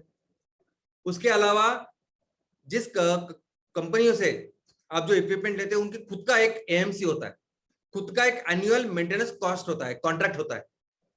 जैसे अगर आपने कंप्रेसर लिया है, किर्लोस्कर से लिया है, कमिंस से लिया है, तो उनका खुद का 5 साल आगे के 5 साल के लिए, 10 साल के लिए, जो भी है, हर साल का वो एक उनका एक कुछ कॉस्ट होता है, वो देना पड़ता है। लेकिन उसमें क्या होता है कि उसमें फिर उस साल में कुछ भी हुआ आपके कंप्रेसर को, वो वहां के लोग आते हैं उनके, और वो काम अच्छे उसको अच्छा करके चले जाते हैं। जैसे आपके एडमिनिस्ट्रेशन में अगर 10 कंप्यूटर है, आपके तहसील के किसी आदमी ने आपको सप्लाई किया है, वो आपको भी एएमसी दे सकता है, और उस कंप्यूटर को कुछ भी प्रॉब्लम हुआ तो वो आके ठीक कर देता है। वो एक खर्चा है। दूसरा खर्चा है हमारा डेली एक्सपेंस। अभी डेली एक्सपेंसेस का भी अपना एक खर्चा है। यानी हर एक फैक्ट्री, जैसे अगर हम लोग इस बायोफ्यूल की फैक्ट्री अगर हम लोग कंसिडर करें, तो हर फैक्ट्री का अपना अपना अलग एक्सपेंसेस होगा। राजस्थान में जो फैक्ट्री अलग है कि उसका वहां के जो एरिया क्षेत्र है उसके अनुसार एक अपनी अलग कॉस्ट होगी दिन की। कर्नाटक की अलग होगी, महाराष्ट्र की अलग होगी, उड़ीसा की अलग होगी। और कितना एफिशिएंटली आप अपने इस प्लान को चलाते हो वो आपके ऊपर डिपेंडेंट है, जो इसके मेन प्रमोटर है। इसके अलावा कुछ फिक्स्ड मंथली एक्सपेंस है, जो आपकी बिजनेस चले ना चले वो रहेगा ही, कॉस्ट वो रहता है। सबसे पहले ऑफकोर्स बैंक का ईएमआई, रिपेमेंट ऑफ लोन। दूसरी सैलरीज, जितने भी लोग आपके यहाँ काम के लिए हैं, नौकरी के लिए है तो उनको सैलरी देनी पड़ेगी। तीसरा है इलेक्ट्रिसिटी बिल कंपल्सरी, अगर आपका वो इंडस्ट्रियल कनेक्शन है या जो भी है तो मिनिमम एक बिल भी रहता है वो आपको देना पड़ता है। पानी का बिल जो आपका देना पड़ेगा। इंश्योरेंस का कॉस्ट, अभी आपका माल जब जो प्रोडक्ट्स है जो तैयार हो गए फैक्ट्री से लेके ग्राहकों तक वो पूरा लॉजिस्टिक ट्रांसपोर्टेशन में उनका एक इंश्योरेंस कंपल्सरी करना पड़ता है। आपके इतने सारे लोग जो काम करते हैं उनका लाइफ इंश्योरेंस हो सकता है। ये सभी के इंश्योरेंस के, फैक्ट्री के जो इक्विपमेंट है, फैक्ट्री के खुद का एक इंश्योरेंस का कॉस्ट होता है। ये सभी इंश्योरेंस कॉस्ट दर महीने हर साल यानी आपको देने पड़ेंगे। एडमिनिस्ट्रेशन कॉस्ट ये अपने अलग एक बहुत ही बड़ा कॉस्ट हो सकता है अगर आपने एफिशिएंटली उसको नहीं किया तो, क्योंकि उसके अपनी खुद का एक इंफ्रास्ट्रक्चर लगेगा, कंप्यूटर्स लगेंगे, लोग लगेंगे जो ये काम करेंगे। बाद में वहां जिस म्युनिसिपल एरिया में आपकी फैक्ट्री है, जिस ग्राम पंचायत लोकेशन में आपकी फैक्ट्री है, तो उनका खुद का अपना एक कॉस्ट है जो आपको कंपलसरी देना पड़ेगा। और बाकी मिसलेनियस कॉस्ट है, बाकी बहुत सारे ऐसे कॉस्ट है जो कम ज्यादा होते रहेंगे। और ये सभी तरह के जो खर्चे हैं, ये सभी खर्चे कितने एफिशिएंटली आप कर रहे हो और कहाँ आप खर्चा कम कर रहे हो, ये बहुत जरूरी है। दोस्तों आपको लगेगा, लेकिन मैंने डी मार्ट के जैसे एग्जांपल दिया ना, डी मार्ट के जो ओनर है उन्होंने खुद भाड़े पे, जबकि उनके खिस्से में 8,000 करोड़ रुपए थे उनके पास अकाउंट में, फिर भी उन्होंने पहले 1.5 साल एक दूसरा छोटा सा अपना बाजार, एक रिटेल आउटलेट लिया, खुद चलाया, भाड़े पे लिया, वो भी उन्होंने खरीदी नहीं किया, भाड़े से लिया, 1.5 साल चलाया उसको, सीखी हर बात, और हर वो बात जो उन्होंने सीखी, कैसे कैसे खर्चे कम किए जा सकते हैं, उसके बेसिस पे उन्होंने आज इतनी बड़ी कंपनी तैयार की। आप भी जहां जो भी काम कर रहे हो, आप एमवीपी हो, बायोफ्यूल एस्टेट के प्रमोटर हो, आपको ये सब समझना पड़ेगा कि कैसे कैसे हम लोग इस खर्चों को कम कर सकते हैं और एफिशिएंटली अपनी ऑर्गेनाइजेशन को चला सकते हैं। और ultimately the income, net income, तो पूरा जो आपने कमाया है माल बेच के, और ये पूरा खर्चा जाने के बाद जो निकलेगा वो है आपके कंपनी का प्रॉफिट। लेकिन इसमें और एक चीज होती है, नेट टैक्सेबल इनकम, यानी अगर आपने वो इनकम किया लेकिन उस इनकम का बहुत सारा पोर्शन आपने लोगों की कुछ सीएसआर एक्टिविटी में डाला, यानी कॉर्पोरेट सोशल रिस्पांसिबिलिटी में, आपने उसका पोर्शन आपने इंश्योरेंस में लोगों को जो लाइफ इंश्योरेंस वो कवर करने के लिए डाला, तो वो टैक्स के लिए वो नहीं पकड़ते। तो नेट टैक्सेबल इनकम ये भी एक संज्ञा होती है। बाद में ऑफकोर्स टैक्सेशन, गवर्नमेंट की जो भी टैक्सेशन है वो हमको वैसे पे करने पड़ेंगे जैसे करने हैं। और एक जो चीज है जो आपको समझनी पड़ेगी वो है एबिटा, और आपने बहुत बार सुनी भी होगी। एबिटा यानी क्या? तो earning before interest, depreciation, tax and amortisation. दोस्तों ये एबिटा बहुत देर तक, आई मीन काफी सारे लोग आपको इंडस्ट्री में पूछेंगे, बाहर मार्केट में पूछेंगे कि आपका एबिटा क्या है। ये नहीं पूछेंगे आरओआई क्या है, एबिटा क्या है। एबिटा यानी क्या? देखिए, अगर आप दो जगह पे सेम इंडस्ट्री, अगर बायोसीएनजी की बात कर रहे हैं या मोबाइल इवन बनाने की कंपनी, तो एक मोबाइल बनाने की फैक्ट्री है चाइना में, एक कंपनी है इंडिया में, तो वहां के अपने अपने अलग रेट ऑफ इंटरेस्ट होंगे, कर्जे के अलग अलग टैक्सेशन होंगे, अलग अलग सब चीजें होंगी। लेकिन वो सब छोड़ के आप एक्चुअली बिजनेस कितना कर रहे हो वो अगर कंपेयर करना है तो लोग हमेशा इस एबिटा को ही पूछेंगे कि आपके कंपनी का एबिटा क्या है। और of course return on investment, आपने अल्टीमेटली इतना पैसा डाल के ये फैक्ट्री, ये बिजनेस चालू किया, तो फिर आपको हर महीने का कितना मिल रहा है, इसके ऊपर पूरी दुनिया काम करती है। कोई भी लोग बिजनेस की प्लानिंग जब करते हैं ना, शुरुआत इससे करते हैं कि मुझे कितना इससे पैसा मिलेगा। लेकिन रिटर्न ऑन इन्वेस्टमेंट यानी ऐसा समझे कि अगर मैंने 1 लाख रुपए डाले तो अगर मुझे 20,000 रुपए मिल रहे साल के, तो 20% रिटर्न है। इसको हम लोग रिटर्न ऑन इन्वेस्टमेंट बोलेंगे, आरओआई बोलेंगे। लेकिन इसके अलावा और एक संज्ञा है और एक नाम है जिसका नाम है IRR, internal rate of return. अगर यही 1 लाख रुपए अगर आगे के 20 साल तक आपकी फैक्ट्री चलेगी और आपको हर साल 20% आपको रिटर्न मिलेगा, आपका जो पेबैक पीरियड है वो शायद 5 साल का, 6 साल का हो सकता है, लेकिन यही अगर 1 लाख रुपए मैंने जमा करके रखते, इस 1 लाख की जो वैल्यू है वो कम होने जा रही है, कम होगी, ज्यादा होगी, जो भी है, तो उस 1 लाख के ऊपर जो उसकी वैल्यूएशन है, उसका जो टाइम है, उस टाइमिंग की जो जो कॉस्ट है उस टाइम की, वो ध्यान में रख के जो रेट, जो इन्वेस्टमेंट या जो रिटर्न आता है, उसे हम लोग कहते हैं इंटरनल रेट ऑफ रिटर्न। अभी इसको निकालना बहुत ही मुश्किल होता है। ये नॉर्मल इतना नहीं होता कि मैंने 1 लाख रुपए डाला और 20,000 रुपए मिले। ये इंटरनल रेट ऑफ रिटर्न ये हर साल कैलकुलेट करने के लिए अलग अलग मेथड्स होती है। डिप्रिसिएशन, जो मशीनरी, जो प्लांट, जो इक्विपमेंट आपके पास है, वो मशीनरीज हर साल उसका रेट, उसका जो वैल्यूएशन है वो कम होता है, उसको डिप्रिसिएशन या घसारा कहते हैं। जैसे अपने गाड़ी का होता है, आज गाड़ी ली आपने, वो 1 साल 2 साल के वजह से उसके कॉस्ट कम होता है ना, वैसे आपके कंपनी का, आपके फैक्ट्री में भी ये जो मशीनरीज है उसका कॉस्ट कम होता है। अभी ट्रिपल बॉटम लाइन प्रोजेक्ट्स, दोस्तों अभी देखिए, हाल सभी लोग पैसे के ऊपर काम करते हैं। बिजनेस यानी पैसा, बिजनेस का लक्ष्य क्या, तो पैसा कमाना, ज्यादा प्रॉफिट यानी अच्छा बिजनेस। लेकिन इसके अलावा अभी जिस परिस्थिति में हम लोग हैं, पूरी दुनिया, सभी गवर्नमेंट अभी सिर्फ पैसे या इकोनॉमिक आरओआई नहीं देखती, इसके साथ बाकी वो एनवायरमेंटल और सोशल एंगल भी देखती है, जो आज की तारीख में बहुत इंपॉर्टेंट हो चुका है। और ऐसे प्रोजेक्ट जो ट्रिपल बॉटम लाइन प्रोजेक्ट है, वो बहुत इंपॉर्टेंट प्रोजेक्ट है। जैसे सबसे पहले क्या, इकोनॉमिक आरओआई जो हमने देखी अभी, कि कैसे साल का आप कितना पैसा कमाते हो। इसके अलावा नेक्स्ट इज एनवायरमेंटल, यानी आप जब ये बिजनेस कर रहे हो तो उसके साथ आप अपने पर्यावरण का कितना ख्याल रख रहे हो, और ये आज की तारीख में बहुत ही महत्वपूर्ण बना है। इसीलिए हर प्रोजेक्ट के पहले हमें ये पोल्यूशन कंट्रोल बोर्ड की परमिशन, एनओसी लेनी पड़ती है। और इतना ही नहीं, आपके प्रोजेक्ट चालू होने के बाद हर टाइम टू टाइम वो लोग आएंगे, देखेंगे कि आप कितना पोल्यूशन कर रहे हो, आपने जो बताया सही है कि नहीं। अगर आप बहुत ज्यादा पोल्यूशन कर रहे हो तो आपके लिए स्पेशल एक कोर्ट है, जिसको ग्रीन ट्रिब्यूनल कहते हैं।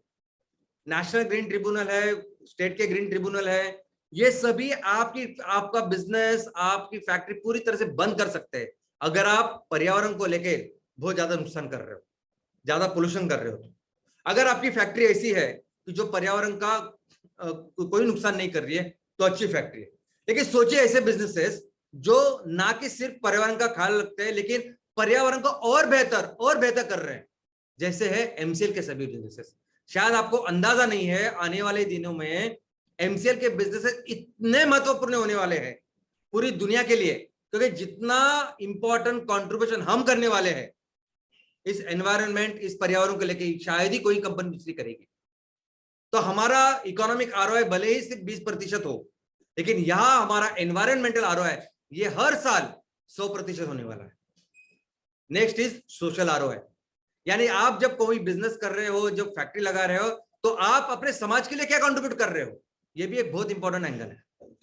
आजू बाजू लोग जो रहते हैं उनके लिए क्या कर रहे हो, क्या आप अपने कुछ पैसा, कुछ उनके लिए काम कर रहे हो। इसीलिए तो गवर्नमेंट ने वो पॉलिसी भी निकाली है, गवर्नमेंट ने कंपल्सरी वो कानून जारी किया कि आप कम से कम 3%, और वो 3% कौन से, फिर भी वो 500 करोड़ के ऊपर की कंपनी है, वो सब है कि कंपल्सरी कुछ तो करो आप। और उसमें भी लोग क्या करते हैं, कंपनियां पेड़ लगाती है, ऐसा करती है, वैसा दिखाती है कि हम लोगों ने काम किया। दिल से काम करने वाली अगर कोई कंपनी है तो वो एमसीएल। दोस्तों सोचिए ना, कौन सी कंपनी पहले दिन बताएगी कि ये पूरा जाने के बाद, इन्वेस्टर को देने के बाद जितना पैसा एमसीएल के पास रहेगा, 20% हम अपने वहां के गांव के लिए खर्चा करेंगे। बताइए आप, 20% सीएसआर। इसके अलावा ये एग्रो बेस्ड है, इसका वजह से कितनी सारी ये नौकरियां तैयार होने वाली है, अपॉर्चुनिटीज तैयार होने वाली है, ये भी तो सोचिए। तो ये भी सोशल आरओआई में हमारी कंपनी, हमारे ऑर्गेनाइजेशन दुनिया में 1 नंबर होने वाली है। और ऑफ कोर्स इकोनॉमिक्स का और आपके कंपनी का वैल्यूएशन है, इसका भी एक अहम ऐसा रिश्ता है। मैं आपको बताता हूं क्या। सबसे पहले तो रिटर्न ऐसा समझे कि कोई भी रिटर्न 16 से 20% से ज्यादा है तो एक अच्छा रिटर्न है। इसके अलावा आप उस रिटर्न के साथ जो भी लाभधारक, जो भी आपके शेयर होल्डर है, उनको कोई लाभांश, डिविडेंड दे रहे हैं, वो भी एक अच्छी चीज है। इन दोनों के ऊपर तय होता है कि आपका अर्निंग पर शेयर क्या है। यानी आपकी कंपनी है, आपकी कंपनी चालू होगी 50 करोड़ शेयर के साथ, तो अगर आपने 50 करोड़ का प्रॉफिट किया तो अर्निंग पर शेयर, हर शेयर के ऊपर कितना हुआ है? 1 रुपया प्रॉफिट, यानी एक, ये बहुत ही अच्छा है। अगर आप 1 से ऊपर ईपीएस करते तो अच्छी कंपनी आप। देखिए हमारा टारगेट मिनिमम 108 करोड़ का है, 110 करोड़ का है, तो अपना ईपीएस कम से कम 2 होने वाला है, और मल्टीपल्स ये 2 जो ईपीएस है वो 100 टन की फैक्ट्री के ऊपर होने वाला है। तो सोचिए जब आपकी फैक्ट्री 500 टन पे काम करेगी तो आपका ईपीएस बहुत ही बेहतर होगा।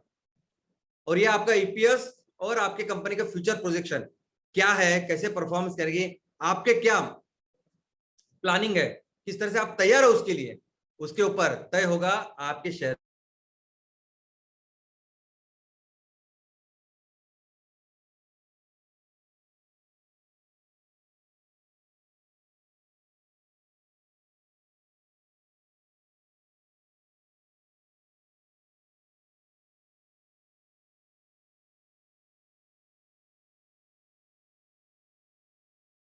ऐसे कुदरत ने दिया है भारत को, हर तहसील को दिया है हमारे, जो हम करने वाले हैं दोस्तों। और आखिर में बैलेंस शीट। बैलेंस शीट यानी वही जो चीज है जो जब आपने वड़ा पाव की गाड़ी शुरू की और हर हफ्ते जो कर रहे थे ना आप अकाउंट, बस वही है बैलेंस शीट में, वही होता है साल का। आजकल तो ऐसे सॉफ्टवेयर है कि जिसमें हर महीने हर हफ्ते आपकी बैलेंस शीट तैयार होने वाली, तो वही बैलेंस शीट पे रहता है कितना रेवेन्यू, कितना पैसा कमाया, कितना फिर खर्चा हुआ, फिर उसके बाद में क्या प्रॉफिट हुआ, क्या नुकसान हुआ, आपके कंपनी के कितने संपत्ति बनी, असेट्स बने, जो कुछ अस्थिर आई मीन मूवेबल है, नॉन मूवेबल असेट्स है, वो लायबिलिटी कितनी है कंपनी के ऊपर, ये सभी बन के होता है बैलेंस शीट, टैक्सेबल इनकम वगैरह। ये बैलेंस शीट भी आप एक दो बार पढ़ेंगे ना, 2-3 बार, तो आपको समझ में आएगी। बहुत ज्यादा न समझने वाला कुछ नहीं।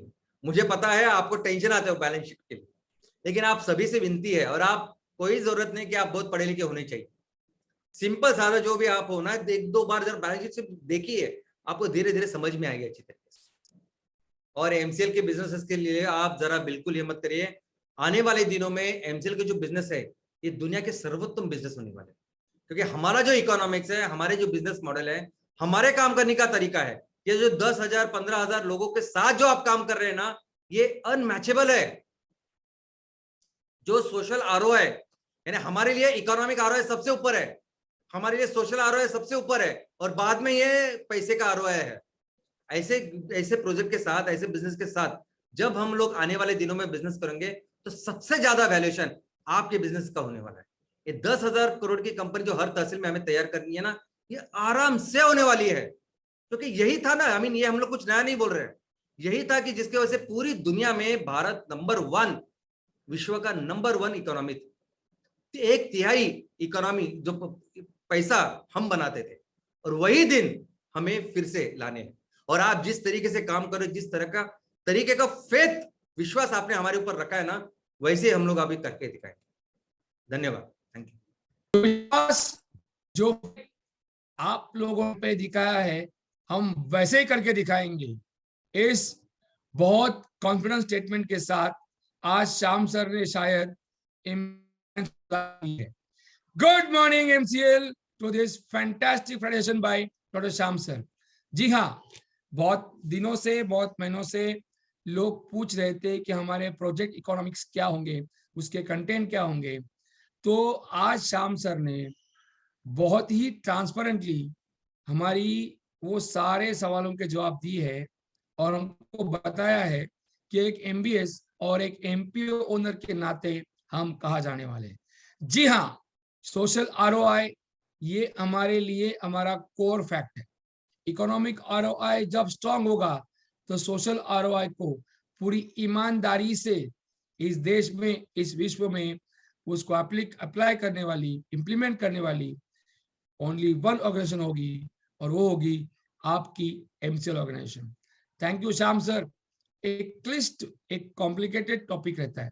आज तक आपने अलग अलग एग्रीकल्चर प्रोडक्ट्स और उनका भविष्य, उनका एमबीपी से रिलेशन, उनसे एमपीओ से रिलेशन, और अल्टीमेटली उनका फार्मुलेशन बताया। और आज आपने प्रोजेक्ट इकोनॉमिक्स को लेके हमारे एमबीएस क्या क्रांति करने वाले हैं, उनको क्या क्या तैयारी करनी पड़ेगी, उसका पूरा ब्यौरा दिया है। Thank you so much. Your intelligence is really simplifying the future, not the present. Thanks a lot. And yes, पानी पानी रे तेरा रंग कैसा, जिस रंग में मिल जाए उस रंग जैसा। पानी शायद हमें नेचर से मिली हुई एक फ्री की चीज है, जिसकी परवाह करना हमने छोड़ दिया है। उसकी एक थॉट को आज जिस तरह से हमारे प्राचार्य ने बताया, उसके लिए उनका बहुत बहुत शुक्रिया। जी हाँ, प्राची मैडम हो, श्याम सर हो या पूरा एमसीएल इंडिया परिवार हो, आज हम एक नए थॉट की तरफ, नए क्रांति की तरफ जा रहे हैं और उसमें आप सब लोगों का बहुत ही एक्टिव योगदान है, पार्टिसिपेशन है। So I thank you all our MBP owners, MP owners, MBS और channel partners, stakeholders, BDAs, senior BDAs, prime BDAs and all senior prime BDAs. Thanks a lot. आज बहुत फक्र से, शान से और एक बार कहने में गर्व महसूस हो रहा है, अभिमान महसूस हो रहा है कि यस यस यस यस आप सबको हमारे इस प्यारे देश का वास्ता है, क्योंकि एमसीएल ही सुजलाम सुफलाम भारत का रास्ता है। जय एमसीएल, जय हिंद।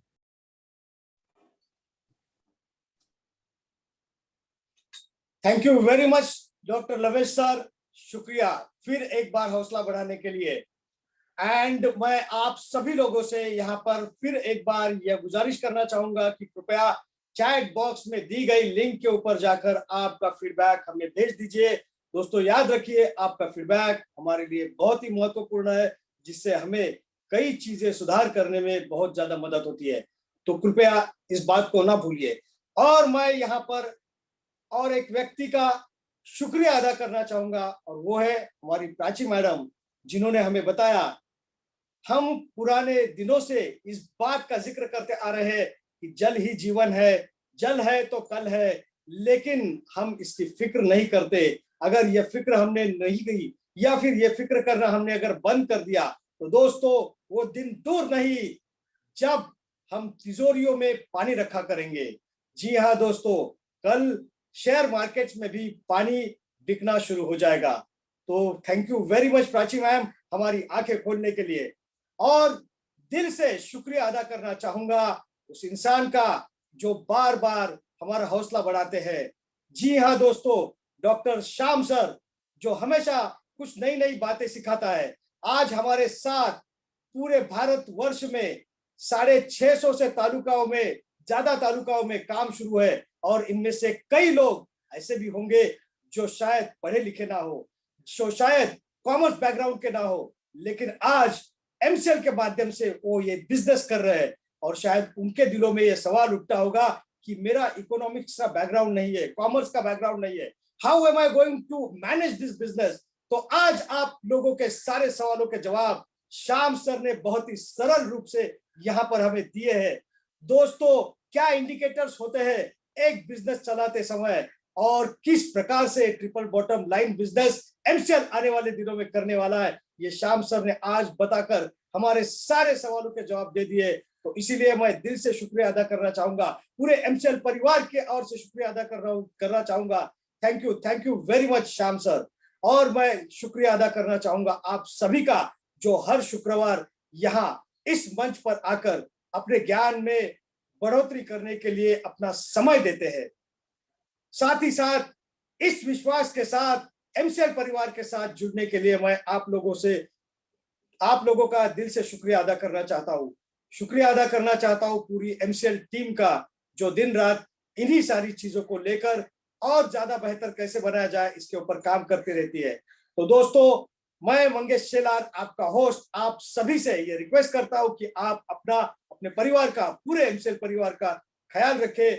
और इसी के साथ ये घोषित करता हूं कि आज का यह वेबिनार यही समाप्त हुआ। धन्यवाद।